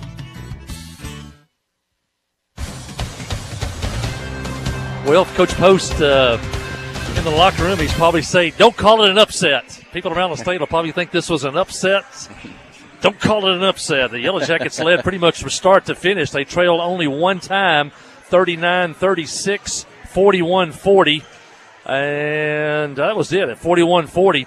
Jackets jumped out to a 7-1 lead, a 10-3 lead, and led 16-7 at the end of the first quarter. It was pretty even in the second quarter. Clinton outscored Quitman 13-12. They did have their biggest lead of the game at 29-19 and or 29-18. They had an 11-point lead at one time. They settled for a 29-19 lead going into the locker room at halftime. Quitman with a lot of defensive intensity, and Maggie Gresham fouled out with 4:45 left in the third quarter, and Quitman outscored Clinton 17-5 and surged the lead at, as we said, at 32-31, 33-31, 36-34, and their final lead was 39-36.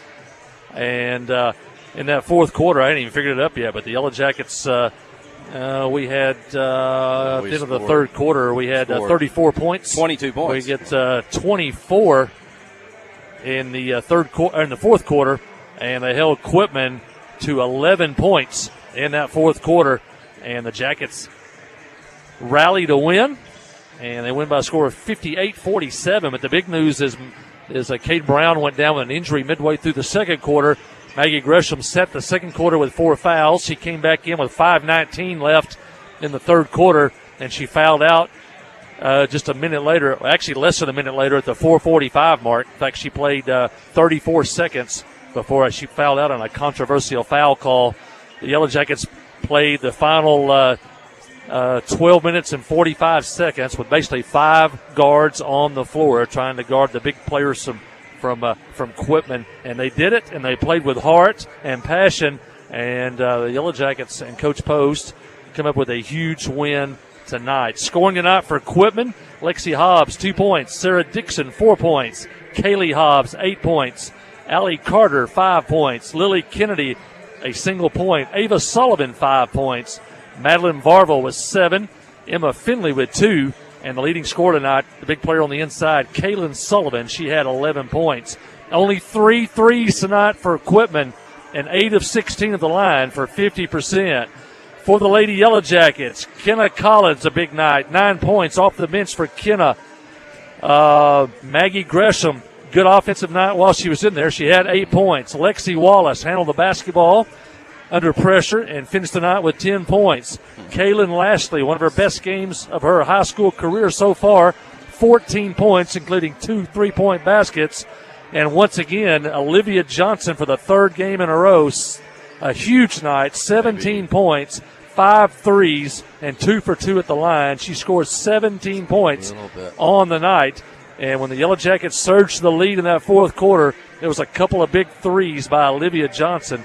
Jackets finished the game with 11 threes and went 11 of 16 at the free throw line for 69%. Quitman now 26-1 on the year, their first loss of the season. They are now 12-1 in road games. Clinton Lady Yellow Jackets now 12-15 on the year, and they are now 6-5 in games played here at Yellow Jacket Arena. Once again, your final score tonight, it was Clinton 58 and top-seeded and undefeated Quitman 47. Your First Arkansas Bank and Trust player of the game tonight. So we're going to go with co-players of the game with the juniors Olivia Johnson and Kaylin Lashley. Olivia Johnson, 17 points on the night, including 5 3-point baskets. And Kaylin Lashley, 14 points on the night, 2 3-point baskets. Kaylin went 6 for 6 to the line. Olivia went 2 for 2 at the line. Those two players combined for 7 3-pointers and 8 for 8 at the free throw line. So, Jeff Hall, your First Arkansas Bank and Trust players of the game, Kaylin Lashley and Olivia Johnson. You got to remember, with Brown and Gresham out in that third quarter and Quitman come roaring back, and Johnson leading the way with those threes, and Kaylin going the entirety of the game tonight and maybe having her highest scoring effort, maybe her high school career or not this year. So, but, big job. Big team win. Again, almost 5 players in double figures tonight, again, with those 2 girls out. So we look forward to talking to Coach Matthew Post about that one and see what that does for the girls as they get ready to resume conference play coming up for this final 2-week push of the regular season. Well, such a big win there. We carried over the post-game show a little bit longer. We'll just run it right on into the senior boys game. Quitman Senior Boys comes with a record of 10 wins and 14 losses. They were 8-6 in conference play. They finished third. Mount Vernon Enola won the boys' conference over there, went 14-0. Quitman is 3-6 in true road games. They come in tonight with a 2-game winning streak, and they've won 3 of 4. On Thursday night at Quitman, they beat a pretty good Newport team who finished second in the 2-3A. They beat Newport by a score of 68-65. They're coached by Josh Sensenbaugh in his second year at the helm of the Quitman Bulldogs. Judson Smith's Clinton Yellow Jackets come in with a record of 16 wins and 10 losses on the year. We are still in conference play, and the Yellow Jackets are 6-2 right now in conference play. In second place, they've won 2 in a row coming into this one. Their last game was Friday night on the road in West Little Rock as they beat Lisa Academy West by a score of 71-50. And they come into this non-conference game looking to keep the streak going and to keep the momentum going into Friday night's conference game here at the arena with Pulaski Academy. Quitman, a good ball club. They had I think he had been at Quitman and then went to Bigelow and now transferred back to Quitman and is a good player for Quitman. And we'll see him tonight. They got a little bit of size. And, of course, as you know, Quitman began football about 10 years ago, so they're getting some bigger and stronger athletes over the year as opposed to what you see a lot of times at a basketball-only school. So this will not be definitely will not be a walkover, as the Yellow Jackets will definitely have to play to beat a pretty good Quitman team. And the player I think I was talking about is Ryan Hobbs, number 11. He's 6'3" as he steps into the circle with Carter Holland to get this one tipped off. Holland, going to be the all-stater, maybe all-star for the Yellow Jackets here, number 3, as Quitman controls the tips. Carter joined by his teammates Hester Hensley, Sam Standridge, Gus Scroggins, Brendan Johnson. Your 5 on the floor for Coach Judson Smith, Tristan Tate, and Joey Tumlinson on that Yellow Jacket bench. And Hester Hensley out near midcourt, going to have a little bit of a height advantage. The sophomore against Jamari Lovelace, number 12 for the Bulldogs. Quitman in a road black trimmed in Vegas gold. Gus Scroggins on the drive, misses. But a foul's going to be called that I think will send Gus, the senior, to the free throw line. Clinton in the home white, trimmed in black. Gus with a big game last Tuesday against Heber Springs, 20-24 the first time against the Panthers. And the senior puts the Jackets on the board. They lead 1-0.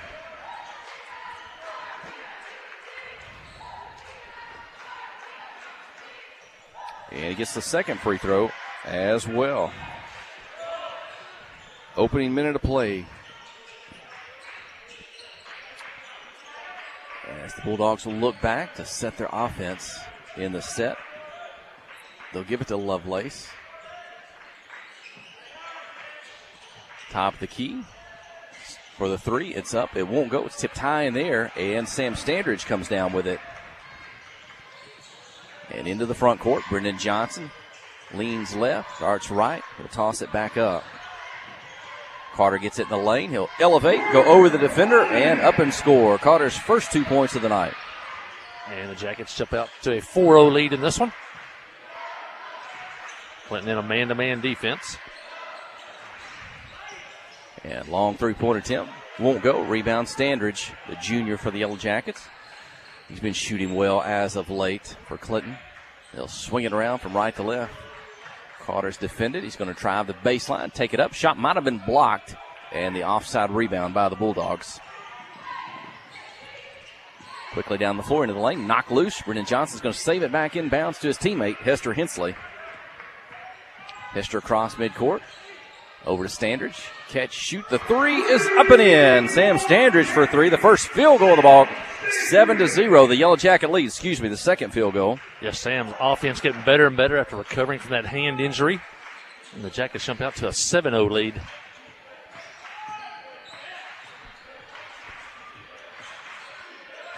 Left side, outside the lane. Can't get in. Toss it back out. And drive down the floor. Scroggins defending. And I think a foul is going to be whistled. Sam Standridge on Ryan Hobbs. Sam's probably our best on-the-ball defender, individual defender. He usually picks up the other team's best player. Three-point attempt from the right wing. Short off the rim. Tipped up in the air. Scroggins takes it on the run. Gets it to Hensley. He's going to drive and dunk the basketball. Hester Hensley. Clinton 9. Quitman 0. Hester. Great pass to a great lead pass. It had to be a bounce pass to get it between the defenders. Quitman gets the ball inside, and it's up and in, and a foul is going to be called. A chance at the traditional three-point play for the Bulldogs. That's Ryan Hobbs.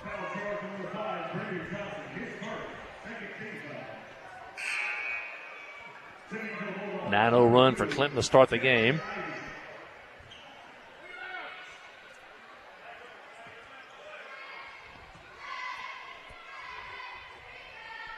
And Hobbs misses the free throw, and the rebound to the Yellow Jackets. Standridge across midcourt. Quitman's got fairly good size.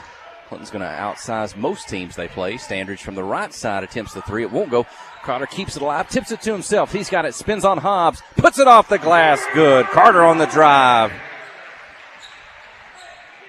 The Harding University commit right now is schooling the Bulldogs.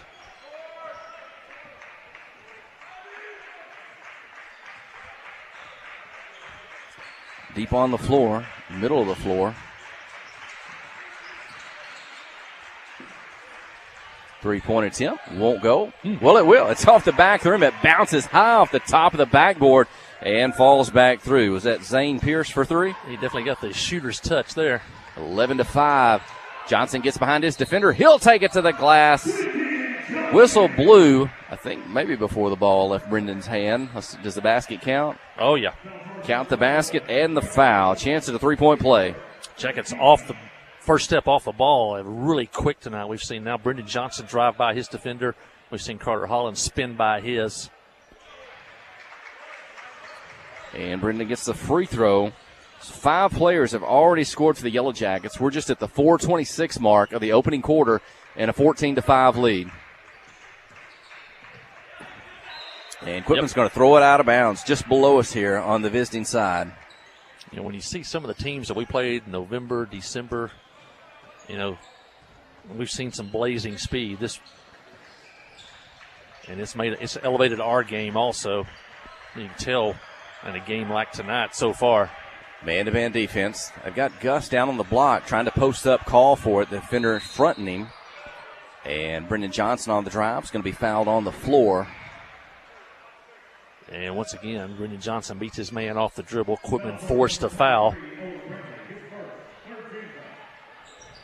Third team foul on Quitman. They'll whip it to Johnson. He's behind the defender, and he puts it off the glass. Good. Brendan with 5. 16-5 is the lead. Great set play by Coach Smith. A great screen. There was a huge mismatch. Number 3, Pierce trying to guard Brendan Johnson. Three-point attempt, short off the rim with a long rebound. Chased down by the Bulldogs. Hobbs is going to drive, put it up with his left hand off the glass. Good.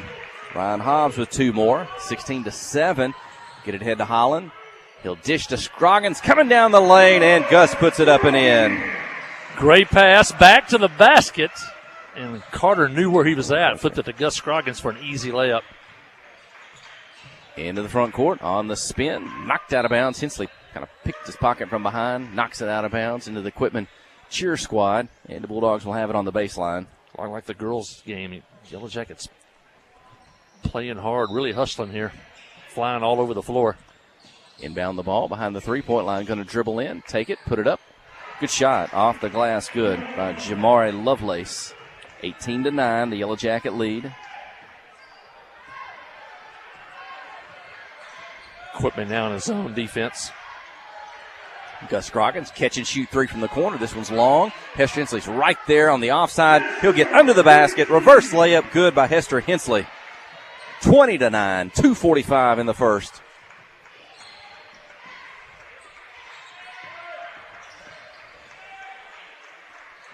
Three-point shot from the right side.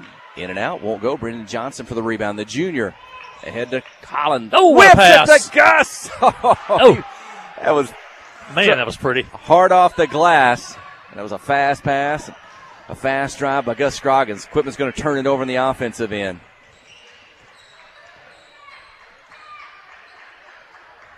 Over on the left side, alone is Sam Standridge. Misses out of bounds. Last touched by the Yellow Jackets. 20-9, 2:09 remaining in the first.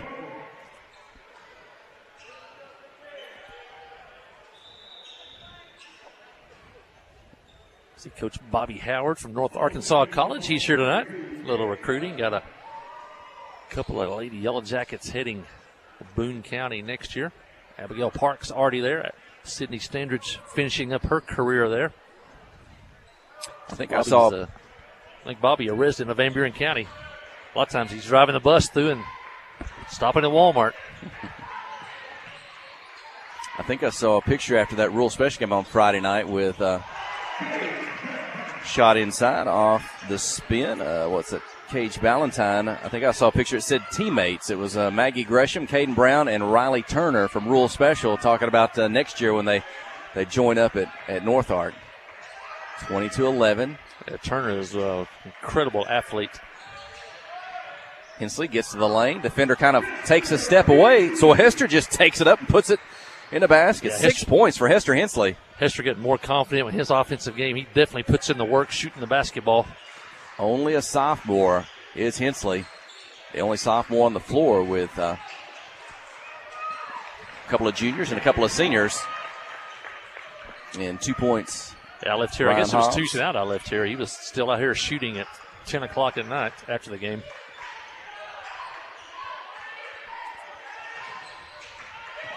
Under a minute to play, first quarter.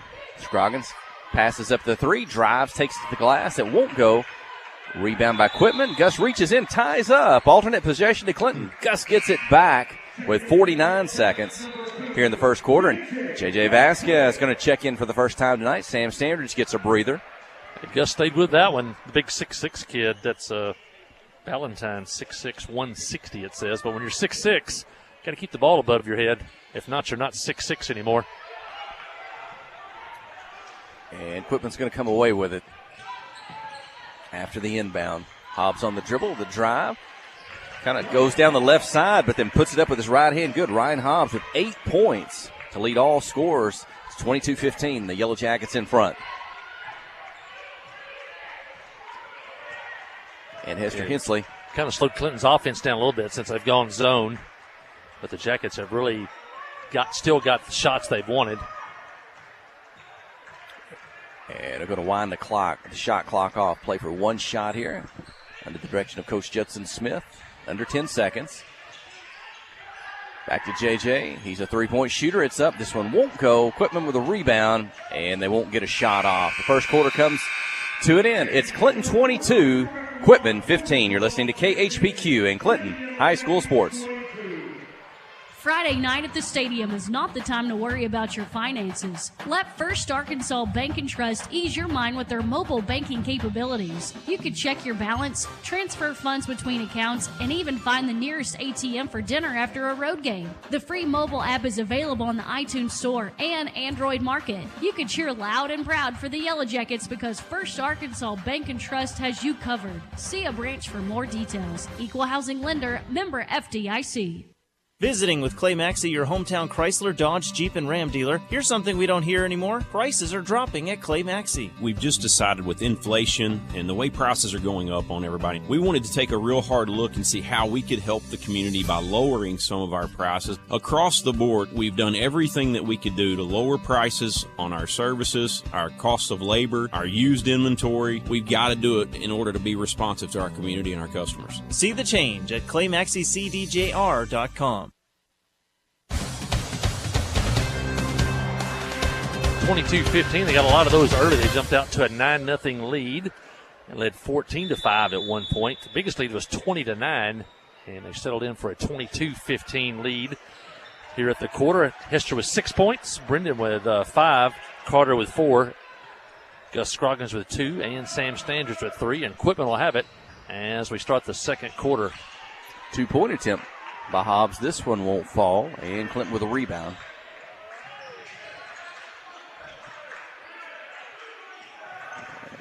Brendan Johnson takes the pass in the corner. His three-pointer is good. Brendan Johnson has 8 points and a 25-15 lead.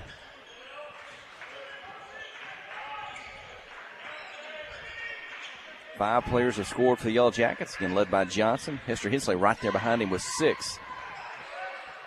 Into the corner, three-point shot up and good. Three-pointer.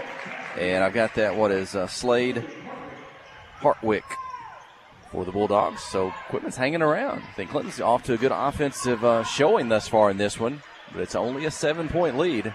Yeah, they backed up in a zone, so they kind of slowed us down a little bit. Trying to make a shoot from the outside, but we've still really been able to get in the gaps and get inside. And just like there, Brendan Johnson gets inside and he's forced to foul him. Jackets 3 for 3 at the line here in the first half. And Brendan gets the first free throw. Got the defender in the air and drew the foul on the shot. Brendan with 9, misses the second. Rebound to Heber Springs. Our Quitman. It is in the same county, though. On the drive, reach in, try to tie up as Sam Standridge. Ball gets loose, but Quitman gets it back. Dribble in the lane, get in the air. Carter Holland blocked the shot. Pass head to Brendan Johnson. Defense catching up. Ooh, wow. Brendan, the defender was coming from the left. Johnson was going for the right. He took it up and windmill dunked it anyway. That was quick, man. He had to see the defender going to come right at him and maybe contest him at the rim, but Johnson didn't hesitate. That was like a cobra strike. 3-point shot won't go. Standridge with the rebound. Couple of defenders there. To Holland. Carter's going to drive, and he led with the elbow. Official right there a little bit. Kind of led with the left elbow, clear some space. Ready for the shot, but he's whistled for the offensive foul. 30-18. 6:06 in the second quarter. Gus Scroggins checks out. J.J. Vasquez, Brendan Johnson, Carter Holland, Hester Hensley, and Sam Standridge. Jackets by 12. Jackets by 10. We had to wipe that basket off by Carter Holland. 20, yep, you're right. Coach Judson Smith on his feet, watching his defense. Dressed in white, trimmed in black. Hester Hensley gets the ball. The steal, puts it behind his back. Hobbs reaches in to poke it away. He's whistled for the foul. He'll give Hester a hand up off the floor. And the lead still 10. Hensley, Standridge, Vasquez, Holland, and Johnson in front of the Clinton cheer squad. The students section. A little late arrival tonight. Seemed like for the students. They're there. And Carter Holland, his three-pointer is up. Misses. But the rebound, Vasquez takes it off the bounce, off the floor, puts it up and in. JJ for 2, the 6th player to score. Like some good block out on the inside. That ball came off the rim, bounced once. JJ just walked down, picked it up, knocked it in. Hobbs going to get it in the lane and draw a foul. Was he on his way up? Not yet. Official's going to say they'll inbound from the baseline. Not shooting. 30-18, 5:15. Hobbs takes the deep, carries it behind the three. Brendan Johnson blocked it. Pull up just inside the free throw line, and the basket good by Slade Hartwick. He's got 5 points now. Back to 10. Brendan Johnson, three-pointer is up, won't go, back to the rim. Holland with a rebound, right, left, spin, over the front of the rim, good. Carter Holland for 6.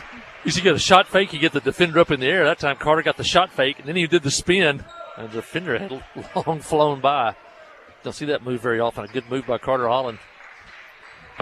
Be 4 minutes, 30 seconds to go in the second quarter. J.J. Vasquez, the steal from behind, but a foul is called. Well, they're going to get Sam Standridge, was behind defending. Maybe not Vasquez for picking it off, but against Standridge. Officials out of position calling fouls. The offensive player was backing Sam down to the basket. Vasquez just came and picked his pocket. Where that foul would have come from, and the official did not even blow his whistle. A little bit of head fake, spin, back to Lovelace. He's behind the three-point line, short off the front of the rim. Rebound to Gus Scroggins. Over to Hensley, quickly across midcourt. Vasquez hesitates, dribbles, beats one defender, gets to the block. Now toss it back out. Holland's going to drive, but his pass picked off, going the other way. One-on-one. Johnson defending, now off the glass. Good. Nice finish. Nice ball handling by Owen Bradley. 32-22.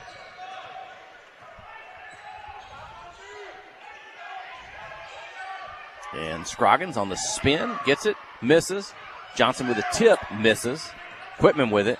Up the floor quickly. Defense back. Bradley. And a three-point basket good by Slade Hartwick. He's got a couple of threes. He's got 8 points to lead the Bulldogs. 32-25. Yeah, we got to try to get back into our offense here, and there he is. And they get Gus Scroggins under the basket behind the defender. Good pass inside. Two-pointer, 34-25.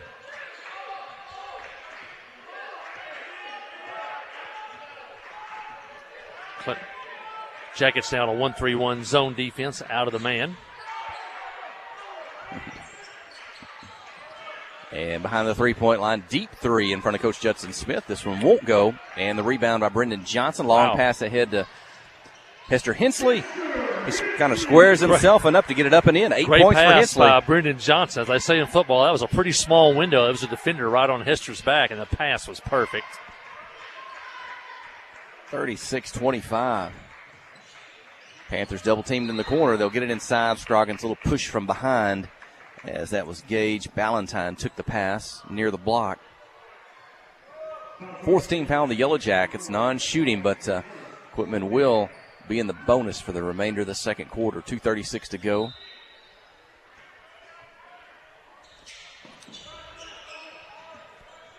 Inbound the ball. On the dribble, get the lane. Can't get any closer. Toss it back out.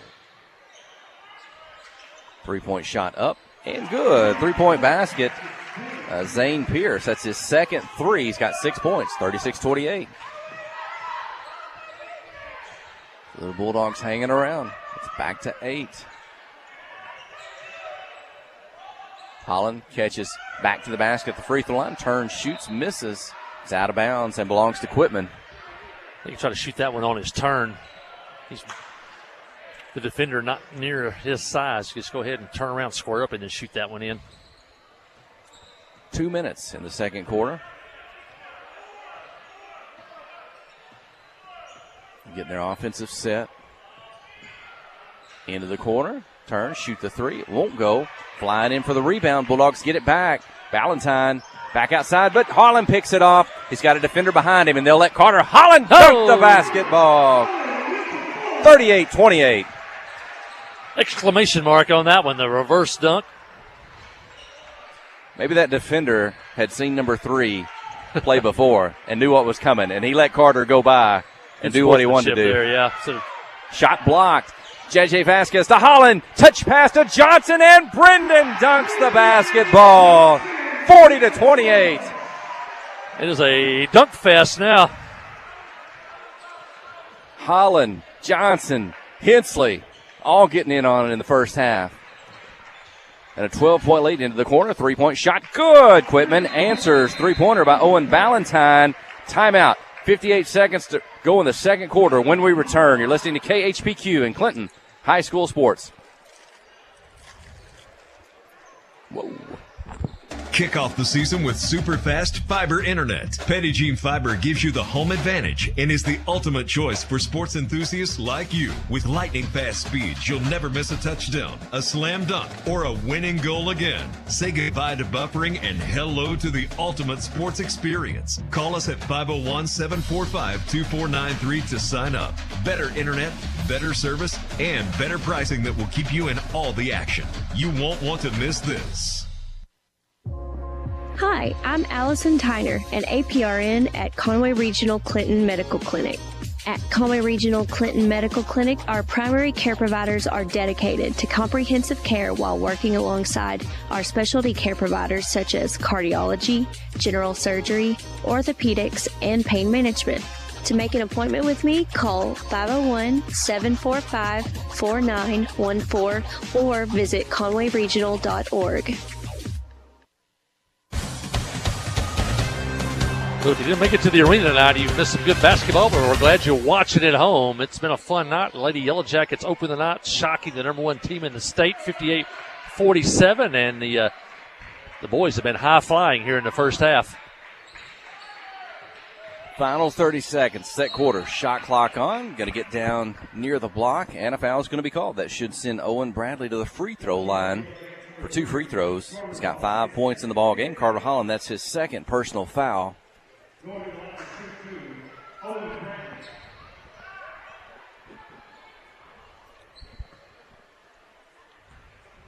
And still a good crowd. You were just noticing that during the timeout. Quitman, a lot of folks over. About the 30-minute drive from Quitman. Yellow Jackets, good crowd across the way on the home side. Yeah, we need more games like this. Close proximity to other schools, even though we may be different sizes, but great crowd tonight here at the arena. Jackets, one final possession here maybe in the first half. Hey, come here. Bradley got the one free throw. It's 40-32. Final 10 seconds. Yellow Jacket basketball. On the drive, Johnson tosses it back out. Gus Scroggins for 3. Good.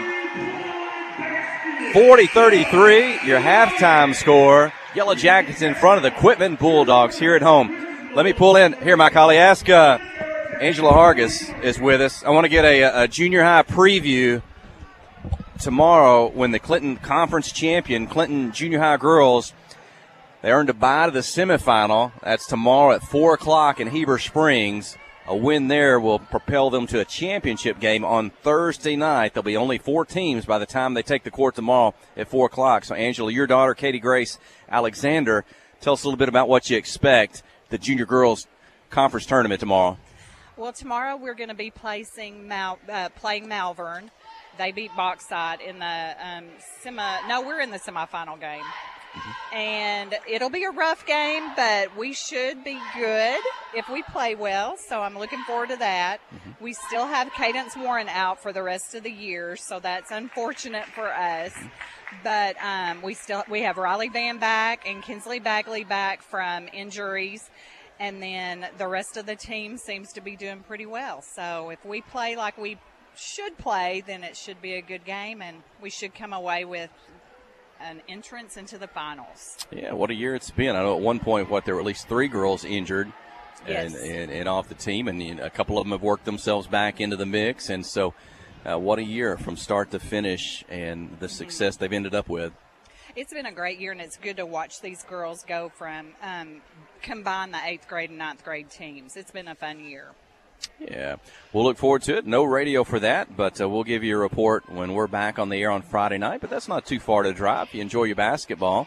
And if not tomorrow, on a Wednesday night church night, hopefully there'll be a championship game. And I guess I'm not sure what time that will be. 4 o'clock. Both games are at 4 o'clock. So if Okay. we win tomorrow at 4, we will play Thursday at 4. Okay. So if not tomorrow, maybe folks can make it over Thursday. We'd love to have them. Yeah.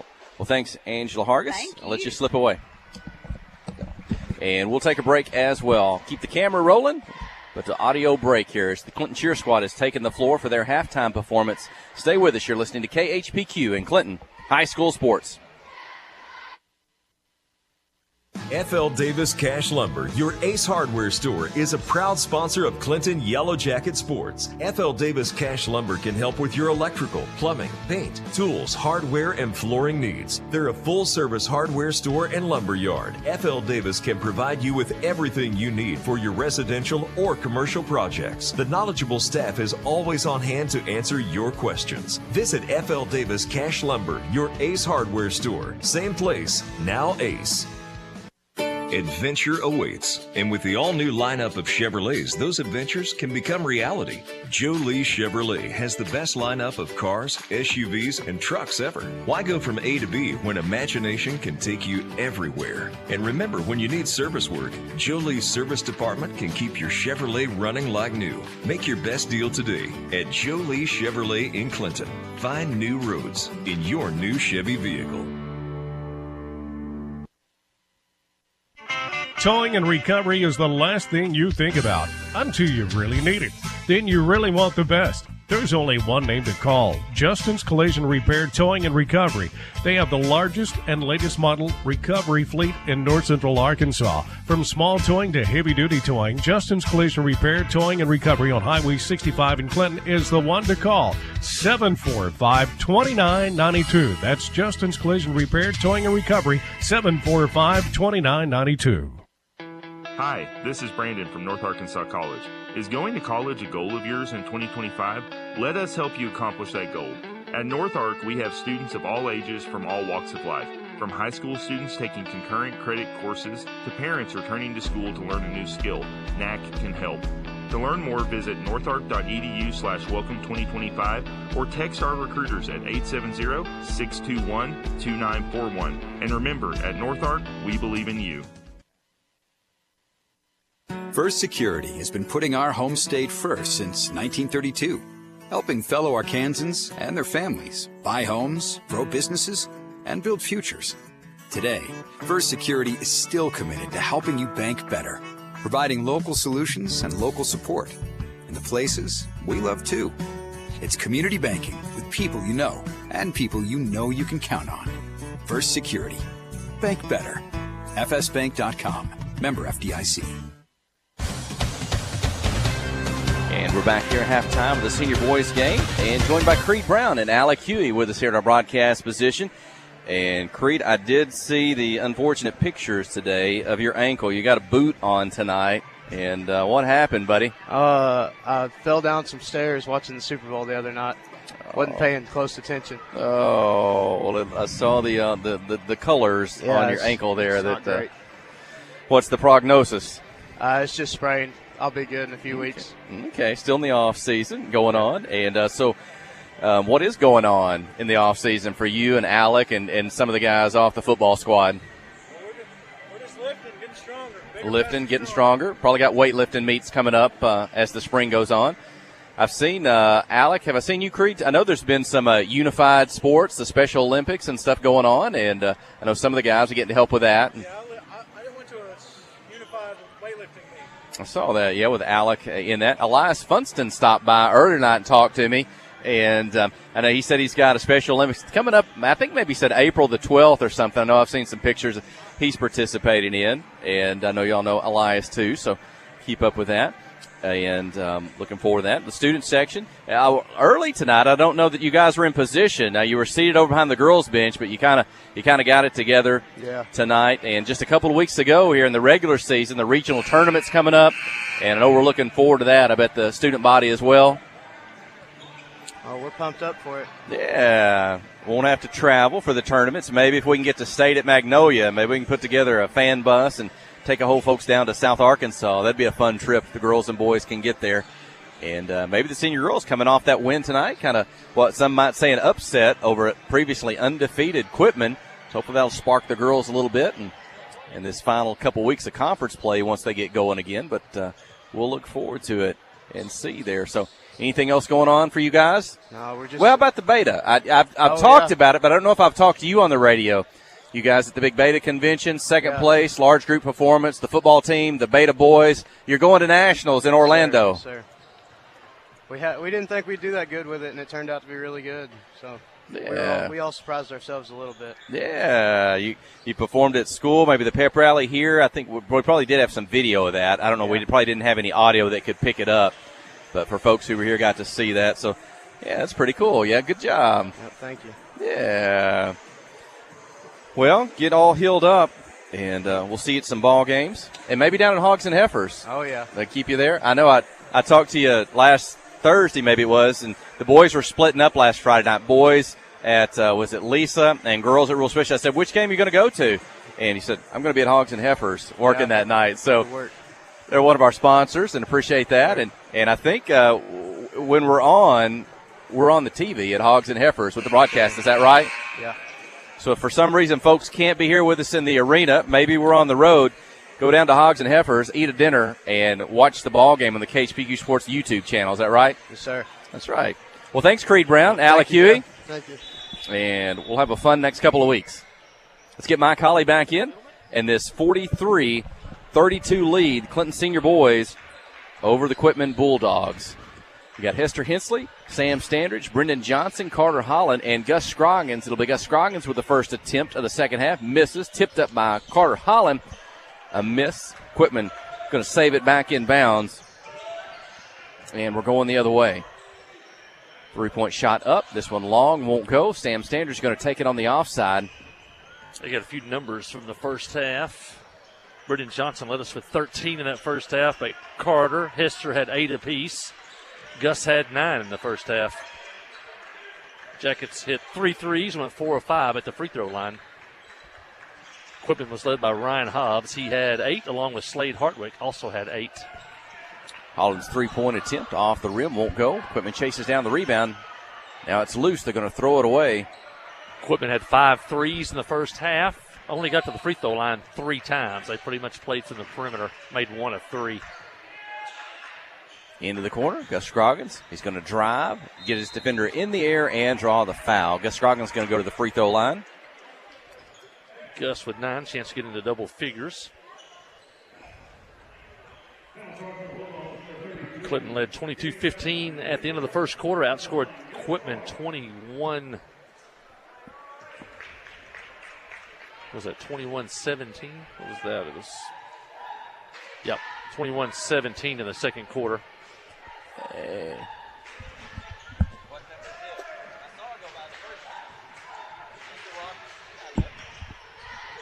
Clinton by 12 after the Gus Scroggins free throw. And Clinton will open in a zone defense here in the second half. Looks like a 3-2 zone for Judson Smiths. Yellow Jackets assisted by Tristan Tate.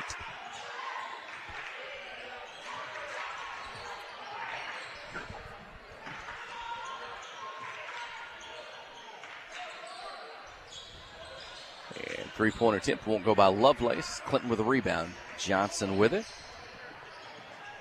Down the floor to Holland. He's going to drive the baseline and dunk the basketball. Carter Holland with 10 points now and a 46-32 lead. And I think 2 dunks for Carter now.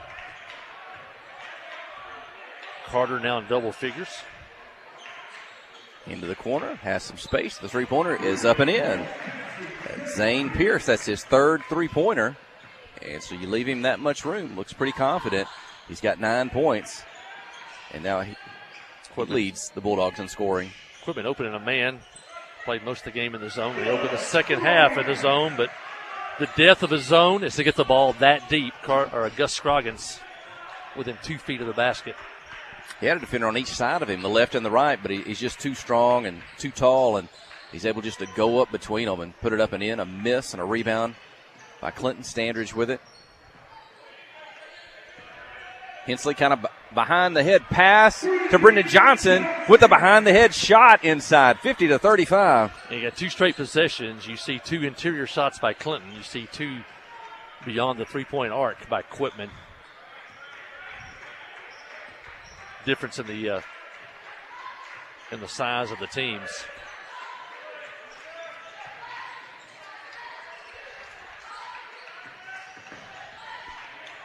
Clinton in the zone, defending at the top. Lovelace going to drive. Shot blocked by Johnson. Brendan takes it out of the air.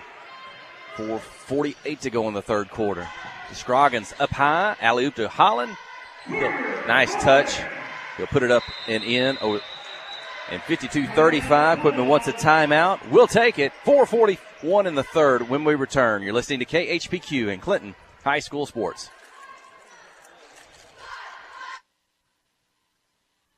Adventure awaits, and with the all-new lineup of Chevrolets, those adventures can become reality. Joe Lee Chevrolet has the best lineup of cars, SUVs, and trucks ever. Why go from A to B when imagination can take you everywhere? And remember, when you need service work, Joe Lee's service department can keep your Chevrolet running like new. Make your best deal today at Joe Lee Chevrolet in Clinton. Find new roads in your new Chevy vehicle. At First Security, we've been investing in our home state since 1932, growing deep roots and even deeper relationships. We're part of Arkansas. It's part of us. Today, First Security puts all of that history and stability to good use for you, pouring our resources into the people and places we love best. Arkansas communities, Arkansas families, and Arkansas futures. First Security. Bank better. FSBank.com, member FDIC. Jackets open the second half as they started the first half on a run. They lead 52-35, and this one, Quitman has it. 4:25 left in the third. Into the lane, left-hander up, won't go. Brendan Johnson with the rebound. Yeah, that's a shot is affected by size. He tried to shoot that over a Yellow Jacket taller defender and missed it. It's just little things like that where size becomes a factor. That was Owen Bradley. He had 6 points in the first half. Behind the three-point line. Whip it inside to Scroggins. Turns to the left shoulder. It's the defender away. Shoots, misses, tipped out of bounds. Last touch by Quitman. Jackets open the second half on a 9-3 run. Inbound the ball. Johnson off the inbounds pass. Up and in. Brendan Johnson continues to score and pace tonight. I've got him, what, unofficially was 17 maybe? Yep.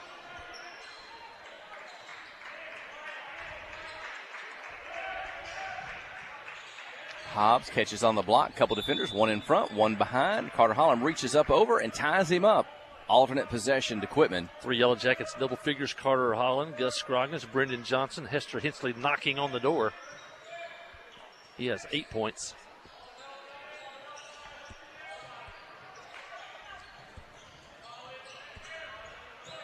Down the ball to Hobbs. He's going to outside, drive inside, draw the foul from Sam Standridge. Hey, Jeff, I want to mention a lot of times we get viewers and listeners from all over the country. Tonight, we got 4 Yellow Jacket fans on a cruise ship in the Caribbean on their way to the Grand Cayman Islands. And I want to think about Janet and Shane McDonald and Tim and Stacy Clark on a cruise. And they're watching the Yellow Jackets in the Caribbean tonight. Thanks for tuning in, guys. And it's been a big night here at Yellow Jacket Arena with the Lady Yellow Jackets already tonight knocking off the number 1 2A team in the state and ending their 26-game winning streak. And if I'm not mistaken, is the wedding anniversary of Shane and Janet McDonald. So they're watching the Jackets on their anniversary. So thanks, Janet and Shane. Hey, what else would those two rather be doing than watching the Yellow Jackets? They've seen many a game over the years.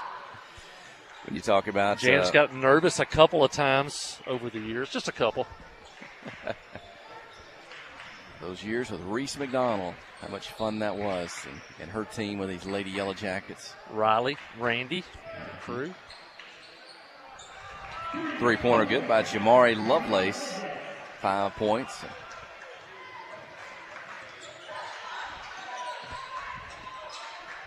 Hensley to Holland, the free throw line, and kind of bounces around from a couple of defenders. Official said he took an extra step. So 54-40. Makes me think also, I saw Emma Hink, one of our relatives, a couple days, and I said, Emma, I saw you pop up during the broadcast the other night, and I'm thinking that you were in Europe at that time. They were sending pictures of the Alps and the snowy mountains and stuff. And she said, we did watch the game while we were in Europe. We got you great on the internet and watched you there. So she did, and how cool was that, too, with Emma Hink watching. And what's Sid has seen over 45 years of KHPQ from early days of taping the game, because after sundown and it didn't have an AM signal, you tape the game and play it on Saturday morning, and then to a bigger signal of the FM covering most of north central Arkansas, to now live stream, seen anywhere in the country, and tonight and this year we've gone international. And he also has that place over in Taiwan, that restaurant in Taiwan that plays KHPQ, I think, 24/7. I did have somebody message me from New Zealand that I think was watching the ball games and wanted to visit about that. Hester Hensley gets a second free throw. He's in double figures with 10, 56-40. 2:20 remaining in the third quarter. And Clinton was never able to quite pull away from Quitman in the first half. Hobbs is going to try, put it up and in. And Hobbs now with 12. It kind of seemed like Quitman kind of kept it around 8, 10 points. Clinton's got it at 14 now, and maybe kind of pulling away to some degree here in the second half as J.J. Vasquez in for the first time in the second half. Hester Hensley gets a breather. Hensley checks out. He has 10 points. Yellow Jackets now with 4 players in double figures. Good balanced scoring. Had a little dry spell midway through the second quarter, but Jackets have picked it back up again. 6 players have scored. Maybe all 6 players have been in the ball game. I'm not sure if Terrence Kempson's been in the ball game yet tonight. I know that the 6, including Vasquez, is in the game now. All 6 of those have scored. Hobbs on the dribble, blocked by Carter Holland. He takes it out of the air, gets it to Standridge. Up the right sideline in front of the bench, back to the middle of the floor. Dishes it back to Holland. His three-pointer won't go. Oh, Scroggins keeps it alive and tips it out to J.J. Vasquez. Carter's in the lane. Spins. Oh, what a pass. Dishes to Johnson. He's fouled. A chance at the traditional three-point play. 2-1 for Brendan Johnson. Carter's such a total player. We know he can shoot from all 3 levels, the three-point line, the mid-range jumper, and inside, an explosive jumper. We've seen a couple of dunks tonight. But he's also unselfish, and he can pass the ball. Twice now he's had that look-away pass. And Brendan Johnson, the benefit of it here as he scores and draws a foul. But that's the things that Harding University was looking for, the total player, when they saw Carter Holland. 20 points now for Brendan Johnson after that made free throw. The lead is 17. With 1 minute, 18 seconds remaining in the third quarter.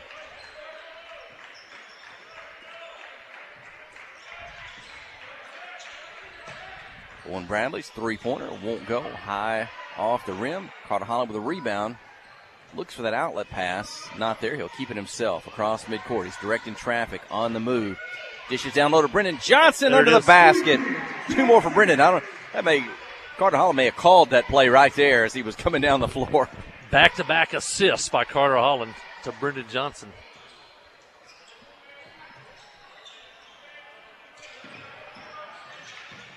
Jamari Lovelace on the dribble. Putting in his zone defense. Tipped out of bounds by Standridge.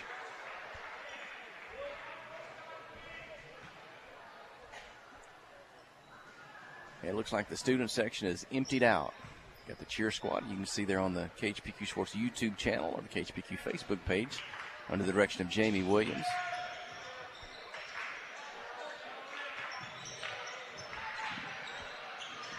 Lovelace for 3 from the left side, just short off the rim. And Vasquez takes it off the bounce and gets it to Hensley back in the game. Final 12 seconds, third quarter. 61-42 is the lead. I guess the biggest of the night, I believe. And bounce pass, Holland. On the move is Johnson to the basket. And they'll reach in, try to knock it away, commit the foul.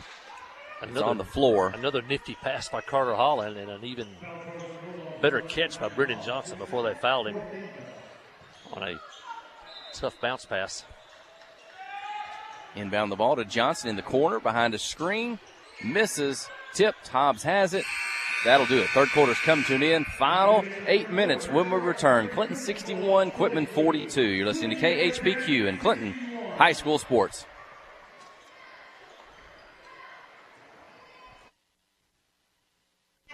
Towing and recovery is the last thing you think about until you really need it. Then you really want the best. There's only one name to call, Justin's Collision Repair, Towing and Recovery.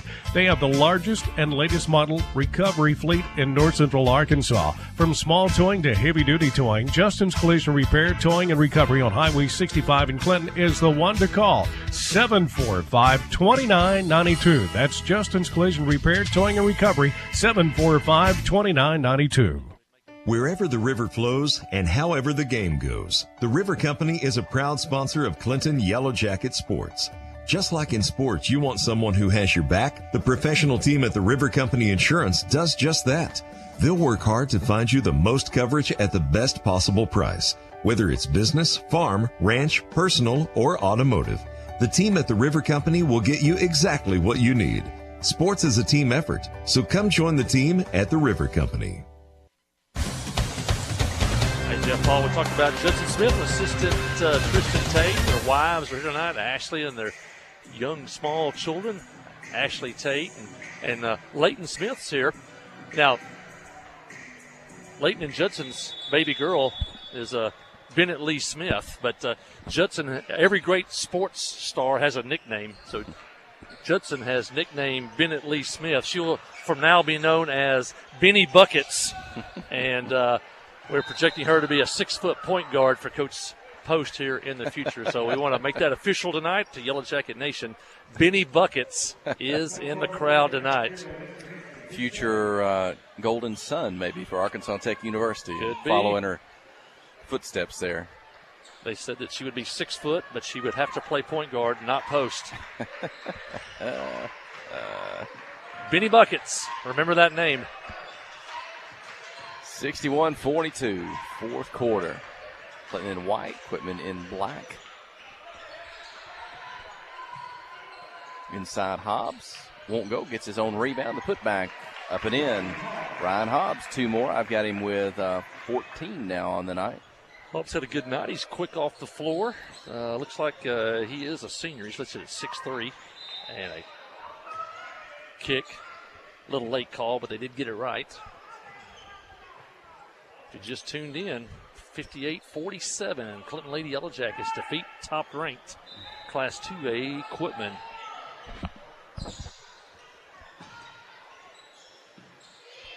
Sam Standridge in the corner. Defense comes out to Holland in the middle, and Carter for 2. Carter now with 14 and a 63-44 lead.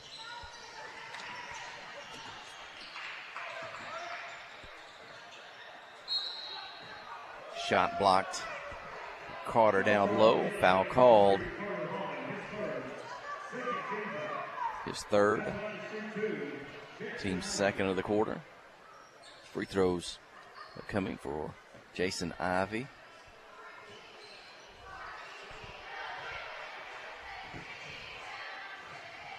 He gets the first.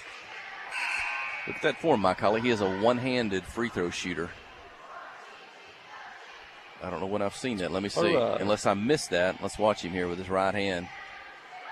He is. He does not use his left hand at all. We know that when they teach shooting, they teach you to shoot with one hand, but you usually have your offhand at least hold the ball until the point that you release it, because usually the most problems shooting the basketball comes from the offhand, so he eliminates that altogether. George McGinnis, back in the old ABA, NBA days, used to shoot the free throw just like that. One-handed. When you see a ball spin sideways, it's because your offhand stayed on the ball too long. Carter Holland scores again. 16 points. The lead is 19, 65-46. Vasquez, Johnson, Hensley, Standridge, and Holland. Looks like Scroggins and Terrence Kempson will check into the ballgame for the next break. And that's going to be right now, as there's a foul inside it. Maybe Carter Holland. His fourth personal foul. Let's see. It's against Hester Hensley, excuse me. And Hensley leaves. Johnson leaves with Scroggins and Kempson in. Hester leaves with 10. Brendan Johnson with 20. Good nights by both of those guys. Big in the first half. Hobbs for 2 more. Good entry pass by Quitman. He got it over the front defender. Jackets tried to double team Hobbs that time. Scroggins draws a double team. Kempson, Holland, one-handed pass in the air back to Standridge.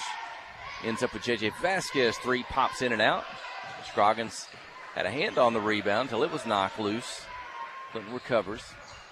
Got a fresh start shot clock in the corner. Scroggins for 3. Misses. Rebound Bradley and the Bulldogs. Defenders in front of him. It's down the floor, but all 5 defenders down the floor for the Yellow Jackets. Back outside. Hobbs is going to drive and put it up and in. Ryan Hobbs really the only effective scorer for Quitman here in the fourth, maybe into the third. And I think Hobbs was at Bigelow last year, if I was told that correctly.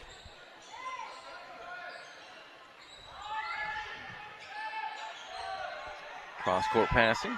Kempson to Holland. Looks inside, not there. Standridge, top of the key. Sam's shot won't go. Tipped out. Vasquez chases it down. Back to Standridge. Pull up. Left side of the lane. Won't go. Rebound Hobbs and the Bulldogs. Exactly 5 minutes to go here in the fourth quarter. He's going to drive. Defenders. Holland blocks the shot into the hands, though, of the Bulldogs. 3 won't go. That attempt by Zane Pierce. And now Clinton going the other way. In the lane to Holland. And up and in. Carter. Great dive down the lane by Carter Holland, and Gus with his head up, able to spot that. And nice assist pass. Yep. Jackets, I don't know if the assist number will be tonight, but it'll be big, and Judson Smith will like that. 3-point attempt. Won't go by Pierce. Standridge with the rebound. 4:20 remaining. Inside to Scroggins. Kicking out to Vasquez. JJ's 3-pointer is good. He has 5. 70-50 is the Yellow Jacket lead.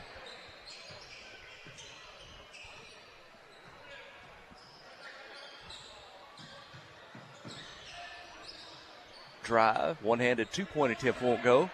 Pierce for 2. Count the basket and the foul. And that'll be Zane Pierce going to the free throw line. I got him with 9 points in the ballgame. Is that right so far?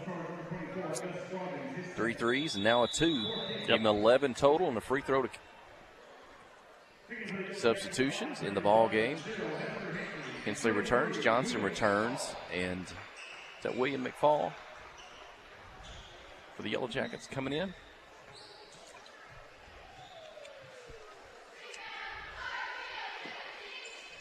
It is William McFall. Number 33 for the Yellow Jackets.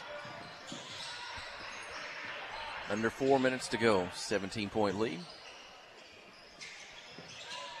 Yellow Jackets have been in control of the second half as this one after a real competitive first half. 3-point basket for Terrence Kempson.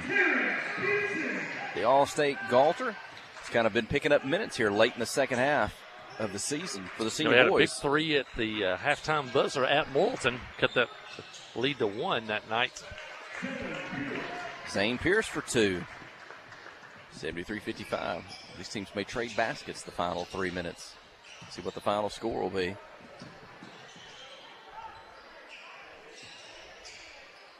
Kempson, he may have another chance. It is for 3 from the right side. This from off the back of the rim.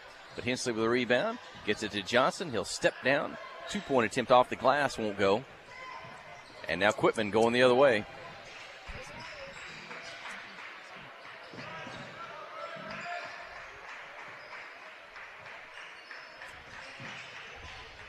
.245 to go. Will pass and catch. 3-point attempt won't go. High for the rebound is Pierce. He tipped that. How did he got up above everyone on that. Want to talk about maybe timing your jump. Zane Pierce now with 15. He's got 9 of those here in the second half. Inside, outside. Hensley for 3. It won't go. McFall for the rebound. But going to be whistled for the foul. Bulldogs, they'll substitute. get in some guys for the first time tonight as well. 2:22 remaining. Should be free throws for Quitman. They've all ran off the floor, all the starters. I think 32 was the one that was fouled. But they are not shooting. They're showing 5 team fouls on the board. In for Clinton, Will Alexander came in the ball game. Reese Fosco. They'll join McFall, Kempson, and Vasquez. Good ball movement by the Bulldogs. Shot up won't go. By Brooks Black. They get it back on the three-point line. Going to drive. Black, defended by Kempson, forced to toss it away. Two-point attempt won't go. Rebound. Now it's loose on the floor. A little bit of a scramble, but Clinton comes up with it. Kempson to Reese Fosco. Reese, the three-point shooter of this bunch. Into the corner to Alexander. A minute 38 to go. Will Alexander can knock down a three as well. Vasquez and Kempson, we got three-point shooters with this bunch on the floor. Fosco on the drive, gets some space. Shot up won't go. McFall's going to try to save it back in bounds, but it belongs to Quitman.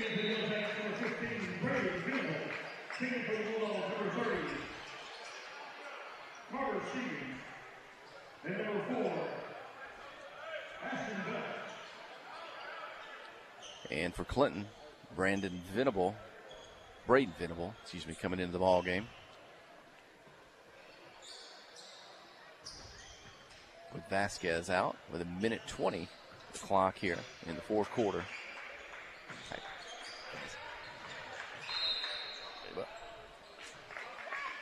There's the Johnson boys, Trey Perkins and Chris Johnson, or Ty Johnson, former Yellow Jacket basketball player. Coming by, clock stops with a minute 14 remaining.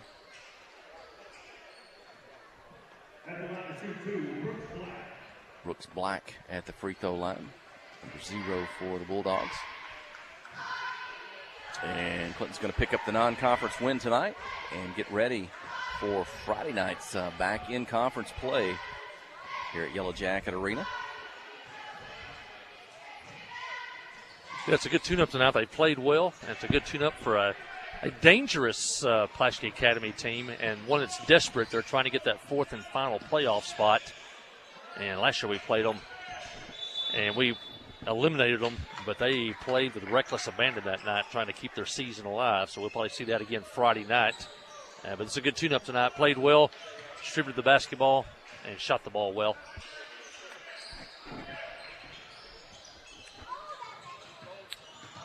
(73-58). Bulldog basketball. Alexander defending. Ball's loose in the lane.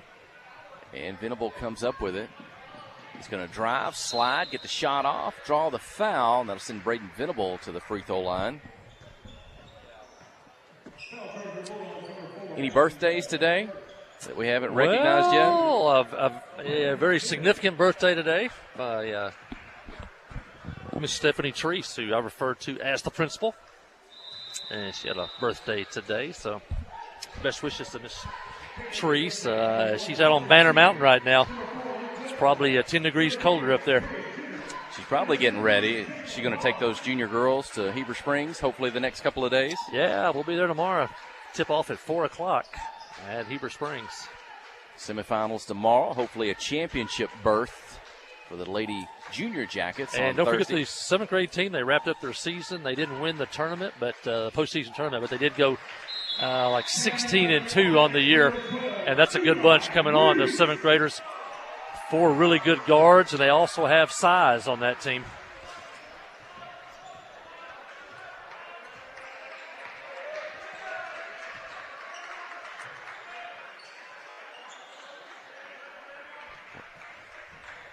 And on the dribble, shot up, won't go.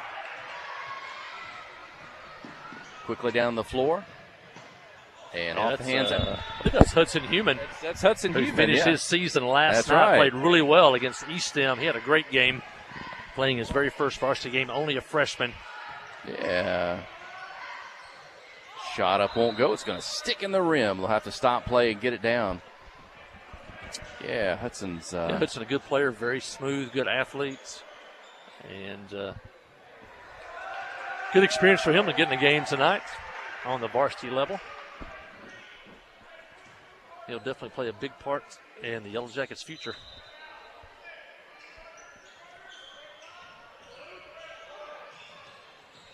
Son of Torrey Heumann and Kyle Heumann. He's got the basketball off the miss, and Hudson Heuman's going to dribble it out. And the Yellow Jackets senior boys are going to get the victory, 74-58 over the Quitman Bulldogs. Clinton gets the sweep tonight, the big win in the senior girls game, followed up by the senior boys. Looks like the teams are going to shake hands there across midcourt. The coaches, the cheerleaders are going to come out and join them at midcourt for a post-game prayer. We'll keep the video rolling, step away from the audio for just a moment. When we return, we'll wrap this one up and name the first Arkansas Bank and Trust players of the game. You're listening to KHPQ in Clinton High School Sports.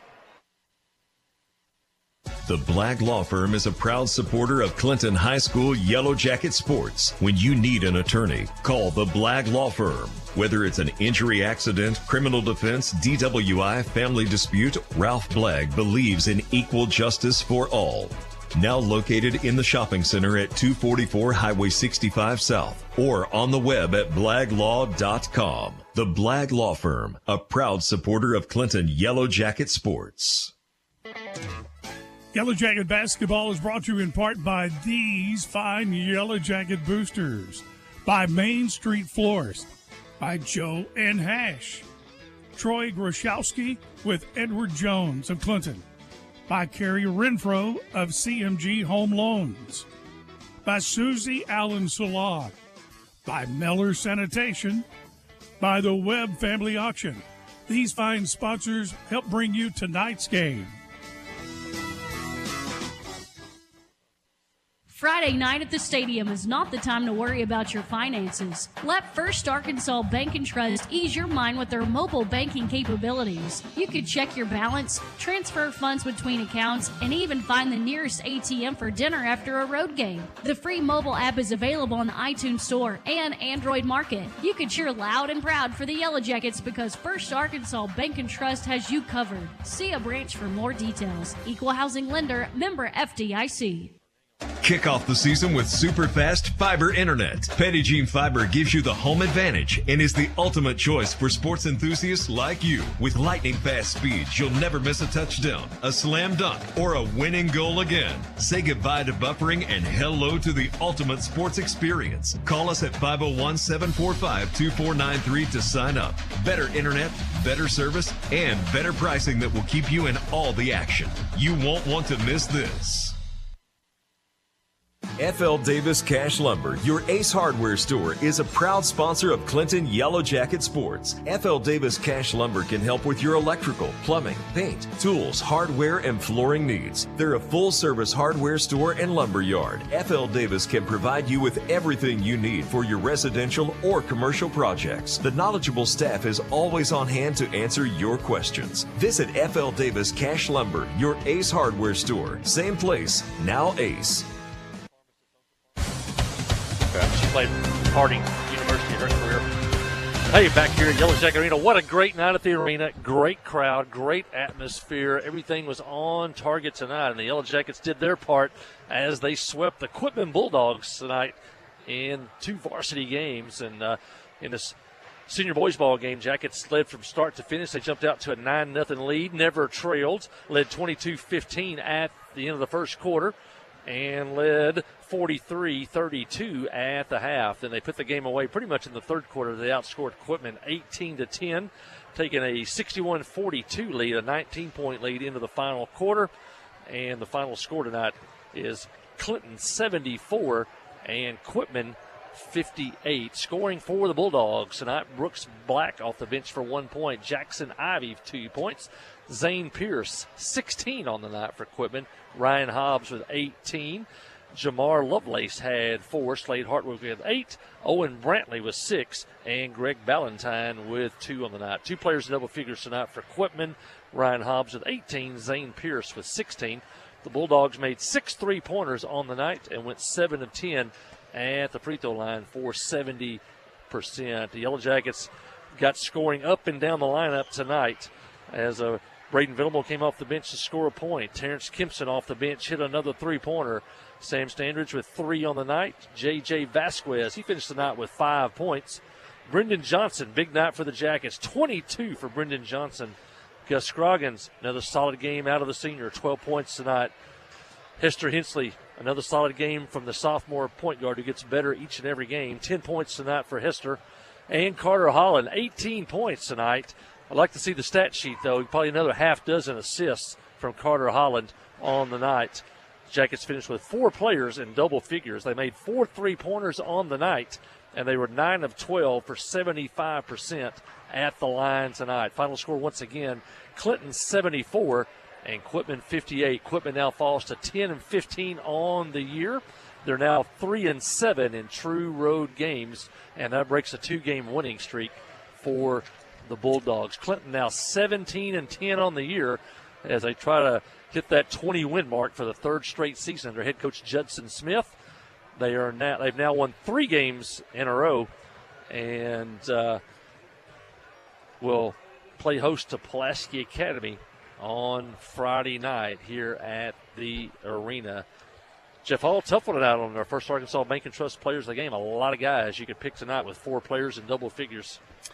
Yeah, how about big first half when the game was a little bit closer? I thought Hester Hensley and Brendan Johnson were big, and then Brendan just kept going on. And I think in the second half, I think Carter Holland, every time down the floor, he was looking to get an assist and pass the ball to Brendan Johnson. When Carter got it, Brendan was going to the basket. And, again, we talked about Carter in years past, too. He's going to be the leading scorer most nights. He's going to be the leading scorer on the season. He really doesn't take bad shots, doesn't try to create a lot of shots, kind of plays in the flow of the game. And then you talked about him being how unselfish he was. I think he just went all assist in the second half. Brendan Johnson piles up the points. And I guess how about Brendan for your first Arkansas Bank and Trust player of the game? Yeah, Brendan Johnson, great job tonight. As you said, 22 points, had a 3-point basket. Also went 3 for 4 at the free throw line for Brendan Johnson.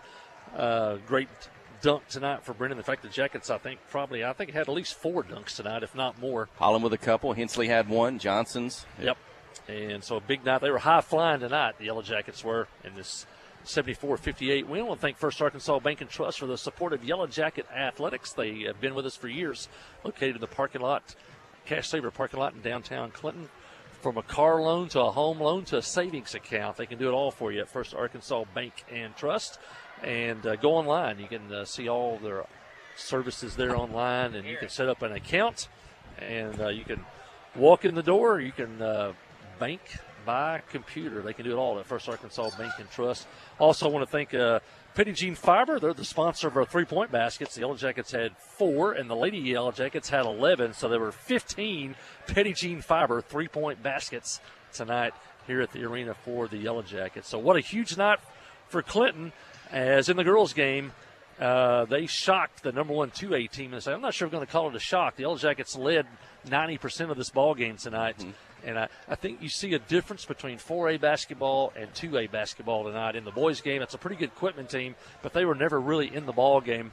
And on the girls' side, Quitman, even though they're number 1 in the state, they didn't show us anything we haven't seen before and more all year against the schedule that we've played. But it was the 26-game winning streak comes to an end, a 58-47 win for the Lady Yellow Jackets, and a 74-58 win for the Yellow Jackets in the boys' game. Mentioned tomorrow, 4 o'clock, junior girls tip-off with Malvern at Heber Springs. That's the junior high district tournament semifinals at 4 o'clock tomorrow afternoon at Heber Springs. A win there, and they'll move to the championship game on Thursday. And we're back here at Yellow Jacket Arena for 2 big conference games against Pulaski Academy on Friday night.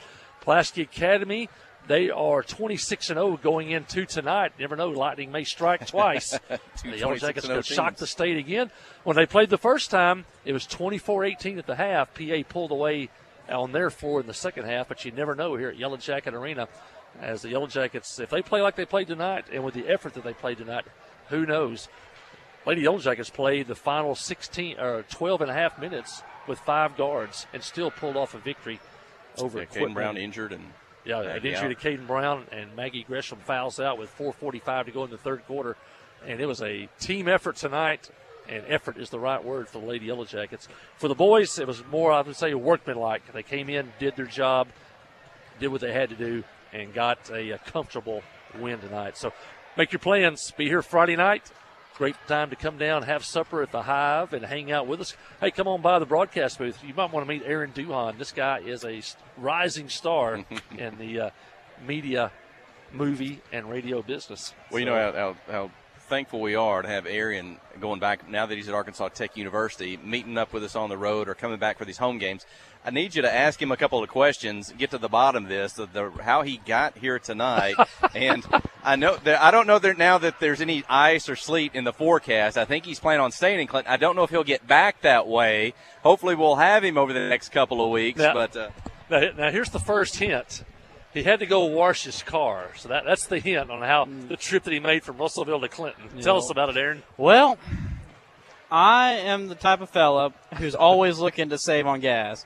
So I was looking on Waze and look at the different ways I could get here. And so I could go the usual way, go on to Morrilton, go up 9 through Center Ridge. But I was always wanting to try a different way just to see how it goes. And I had the time. It was like 3:30. And so I had plenty of time to get here. And so I saw one path. It was only 54 miles. It was like an hour and 10 minutes. But I was like, okay, I can do that. It's not bad at all. And so I start. And I'm going up. I forget which road it is. But anyways, I get to like 124. I'm on road 124. And it says to hang a left on Jerusalem Road. And I get to the juncture. I have to yield because, 124 is going this way. Jerusalem just keeps going that way. So I kind of have to yield a little bit, but then I go. And then, the road, it starts shaking a little bit. And then it becomes a dirt road. And for like 7-8 miles, it's just a dirt road with rocks here and there. Thankfully, nothing bad happened. I had good traction and all that. There was no one else on there. But for a little bit, I was thinking, like, am I even anywhere close to civilization? And I just kept going until I got what you call it? Oh, man, it escapes me. We owe it all to GPS. Yeah. Well, I had Waze, and it had downloaded the map for me, so I was good. And it was like, keep going, you'll get there. And so then I finally hit another state road near the Oaf Ranch, and then just rode it to 65B. How long did it take you? Only about like an hour and 10 minutes. It was pretty accurate. It's like an hour and 15 normally from Russellville to right. there. So, you saved 5 minutes. Yeah, I saved like 5 minutes. The GPS always knows. I'd say like 10 miles, too. It was like 10, 15 miles. Yeah. That's why you may be a future engineer or something. Exactly. Yep. Exactly. That extra 5 minutes. Exactly. Yep. And the weekly adventures of Aaron Duhon. You know it. The one consistent factor, Slim Chickens. You know it. Hey, secret to my success right there. But, at this rate, I've driven about just about every road there is in Arkansas. Golly. Yep. Hey, that's educational. You're right. Yeah. You're right. So this job is very educational. Me and Jeff have been all over the state of Arkansas. I know it. To the ends of the earth sometimes to follow the Yellow Jackets. So now we got Aaron with us, the best in the business. Aaron Thank Duhon. you. Well, we need to get out of here. It's a Tuesday night. Thanks, Aaron. All right. He'll be back with us on Friday. Stop by. And you've probably been a deer hunter. You probably know where Jerusalem Road is. I'm sure some of our fans out there know where it's at.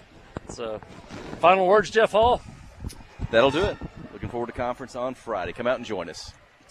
For Sid King in the studio throughout the week, for Kelsey Robinson, our studio engineer tonight. Again, for Aaron Duhon, that's my colleague. I'm Jeff Hall. You've been listening to KHPQ in Clinton. Hi.